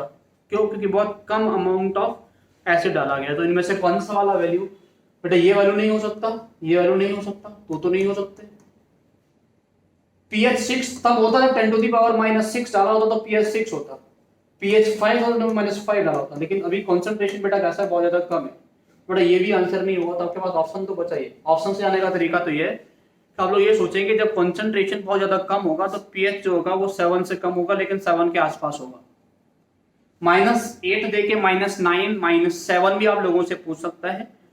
दूसरी बात, इसको सॉल्व कैसे करना है, जो लोग चाहते हैं कि इसको मैं प्रॉपर तरीके से सॉल्व करना बताऊं, बट वो मैं आप लोगों को बता देता हूं कि हाउ टू सॉल्व दिस। हम लोग इसको प्रॉपरली कैसे सॉल्व करेंगे, तो प्रॉपर तरीके से कैसे सॉल्व करना है आपको बता देता हूं। इसको हम लोग प्रॉपर कैसे सॉल्व करेंगे, तो प्रॉपर सॉल्व करने के लिए आपको इतना याद रखना है कि जब भी बेटा हम लोगों के पास में कंसंट्रेशन ऑफ एसिड जो होगा, कंसंट्रेशन ऑफ एसिड जो होगा बेटा that is less than equal to 10 to the power -7 होता है, तो उसके केस में हम लोग वाटर कंट्रीब्यूशन लेते हैं बेटा। वाटर कंट्रीब्यूशन लेने का मतलब ये होता है कि you will add H+ which you get from water. जो आपको H+ वाटर से मिलेगा, आपको वो भी ऐड करना पड़ेगा, तब जाके हम लोग pH निकाल पाएंगे। ठीक है, तो हम लोग कैसे करेंगे बेटा, हम लोग HCl को तोड़ लेंगे पहले। HCl आपको देगा H+ and Cl minus, H+ and Cl minus देगा तो बेटा क्या मिलेगा हम लोगों के पास, ये होगा 2 × 10 टू द पावर -8, एक टाइम पे 0 हो जाएगा। ये मिलेगा 2 × 10 टू द पावर -8, ये मिलेगा 2 × 10 टू द पावर -8। तो साथ में वाटर भी होगा इस कंटेनर में, जो जा रहा होगा किसमें, H+ एंड OH माइनस में। बट यहाँ से कितना मिलेगा, ये X मिलेगा, ये X मिलेगा। आपसे पूछूं कंटेनर में कंसंट्रेशन ऑफ H+ कितना हो गया है, आप बोलेंगे कंटेनर में कंसंट्रेशन ऑफ H+ जो है वो कितना है बेटा, यहाँ से मिलेगा इतना और यहाँ से मिलेगा X। अब बोलेंगे 2 × 10 to the power -8 plus X। OH minus का कंसंट्रेशन कितना दिखेगा आप लोगों को, you will say this is equal to X। आपको पता है H+ × OH माइनस कितना होता है, 10 टू द पावर -14। H+ कितना है, 2 × 10 to the power -8 plus X into OH minus कितना है, X will be equal to 10 to the power -14। इसको सॉल्व करेंगे, क्वाड्रेटिक इक्वेशन बनेगा बेटा, क्वाड्रेटिक बनेगा, उसको सॉल्व करेंगे, X निकालेंगे। X निकालेंगे बेटा, तो फिर क्या करेंगे आप लोग, X निकालेंगे। आपको पता concentration of H+ is this, तो pH क्या होगा बेटा, वो होगा 2 × 10 to the power minus, pH will equal to minus का log this 2 × 10 to the power -8 plus X उठा के यहाँ से वहां रखेंगे। बेटा ये वाला तरीका अप्लाई करने का कोई भी बेटा लॉजिक नहीं बनता। इसको अप्लाई करने से बेटर है कि आप क्वेश्चन को छोड़ के आ जाए, इतना लेंदी मेथड हो जाएगा। मैं बोल रहा हूँ कि ऐसे क्वेश्चन को हमेशा ऑप्शन से जाएं। बेटा ऑप्शन मैं आपको 3-4 क्वेश्चन आप लोगों को दिखा चुका हूँ जो ऑप्शन से जाने पे बहुत इजीली सॉल्व हो रहा है, उसमें कुछ नहीं करना पड़ रहा। थोड़ा सा लॉजिक लगाओगे, थोड़ा सा सोचोगे तो आपको बेटा आंसर आसानी से मिल जाएगा। इसमें भी आपको आंसर मिल रहा है आसानी से 6.92। क्यों? क्योंकि बहुत कम अमाउंट ऐड किया गया है, बहुत कम अमाउंट ऐड किया तो pH थोड़ा सा कम होगा। तो ऐसे केस में 10 टू द पावर -7 -8 -9 -10 जो भी पूछेगा pH जो है वो नियरली 7 के आसपास आएगा। 6.92 थोड़ा और बढ़ा दोगे, -8 से -9 कर दोगे तो बेटा 6.9 हो जाएगा, 6.98 हो सकता है। तो आपको उसके आसपास आंसर मिलने वाले हैं सारे के सारे, जो भी आपको नियर टू दिस मिलेगा आप लोग उसको सॉल्व कर जाएंगे। कभी ऐसा नहीं होगा क्वेश्चन में कि दो आंसर आपको 2 ऑप्शन आपको 6.92 या 6.8 ऐसे करके दे दे, क्योंकि उसको क्वेश्चन को डिफिकल्ट नहीं करना, उसको या आपको मेथड सॉल्विंग का आपको वो ब्रेन चेक करेगा कि आप लोग कितना लॉजिकली सोच पा रहे हैं। तो लॉजिकली सोचना तो ये कहता है कि आप डायरेक्टली इसको टिक करके आए, ठीक है ना। इतना बड़ा लॉन्ग मेथड फॉलो करने का कोई भी बेटा लॉजिक इस क्वेश्चन को सॉल्व करने के लिए नहीं बनता है, ठीक है। तो नेक्स्ट हम लोग आगे बढ़ते हैं, ठीक है ना। इसके आगे हम लोग देखते हैं मैंने क्वेश्चन आप लोगों के लिए रखे कि नहीं, बिल्कुल है बेटा। 1 electron species having ionization energy of 54.4 electron volt.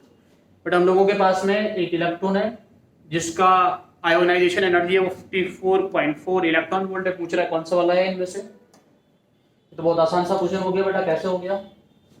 आसान सा ऐसे हो गया कि आपको पता होगा आयोनाइजेशन एंथैल्पी निकालने का फॉर्मूला क्या होता है। आयोनाइजेशन पोटेंशियल का फॉर्मूला होता है that is equal to 13.6 into Z² electron volt पर एटम ना, सिंगल इलेक्ट्रॉन एटम के लिए हम लोग इसको लगाते हैं।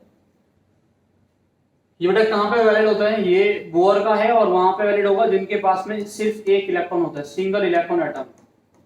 सिंगल इलेक्ट्रॉन एटम के लिए वैलिड है ये वाला फॉर्मूला, सिर्फ वहां पे वैलिड होगा जिसके पास में एक इलेक्ट्रॉन होगा। तो आप लोग ये सोचेंगे, तो क्वेश्चन थोड़ा सा लोग वापस पहुंच गए।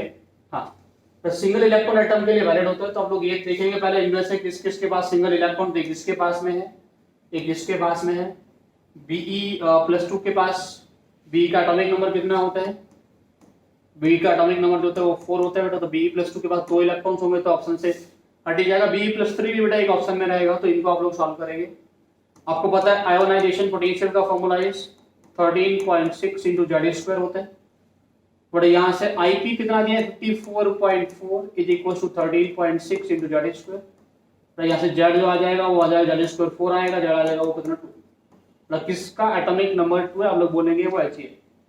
ठीक है ना, क्वेश्चन इजी दिया है, लेकिन आप लोगों को साथ में He+ दिया होता और He+ और He दिया होता तो आप लोग बोलते Z तो बेटा इसका भी 2 है, इसका भी 2 है, आप लोगों को पता है। लेकिन इसके पास एक इलेक्ट्रॉन है, इसके पास 2 इलेक्ट्रॉन है, ये नहीं हो सकता। ये फॉर्मूला हम लोग वही लगा सकते हैं जहां पे सिंगल इलेक्ट्रॉन स्पीसीज होगा। तो Bohr model was valid only for single electron species, सिर्फ उनके लिए वैलिड था जहां पे इनके पास में सिर्फ एक इलेक्ट्रॉन होता है, वहीं पे वैलिड था, बाकी ये कहीं पे वैलिड नहीं था बेटा। ठीक है ना, बट इसके आगे अगर मैंने देखते हैं आप लोगों के लिए कौन सा क्वेश्चन है हम लोगों के पास, which of the following set of quantum number represents the high energy. तो हम लोग होपफुली इसको सॉल्व कर सकते हैं। हाई एनर्जी के लिए आपको बताया गया है कि N+L रूल को फॉलो करो।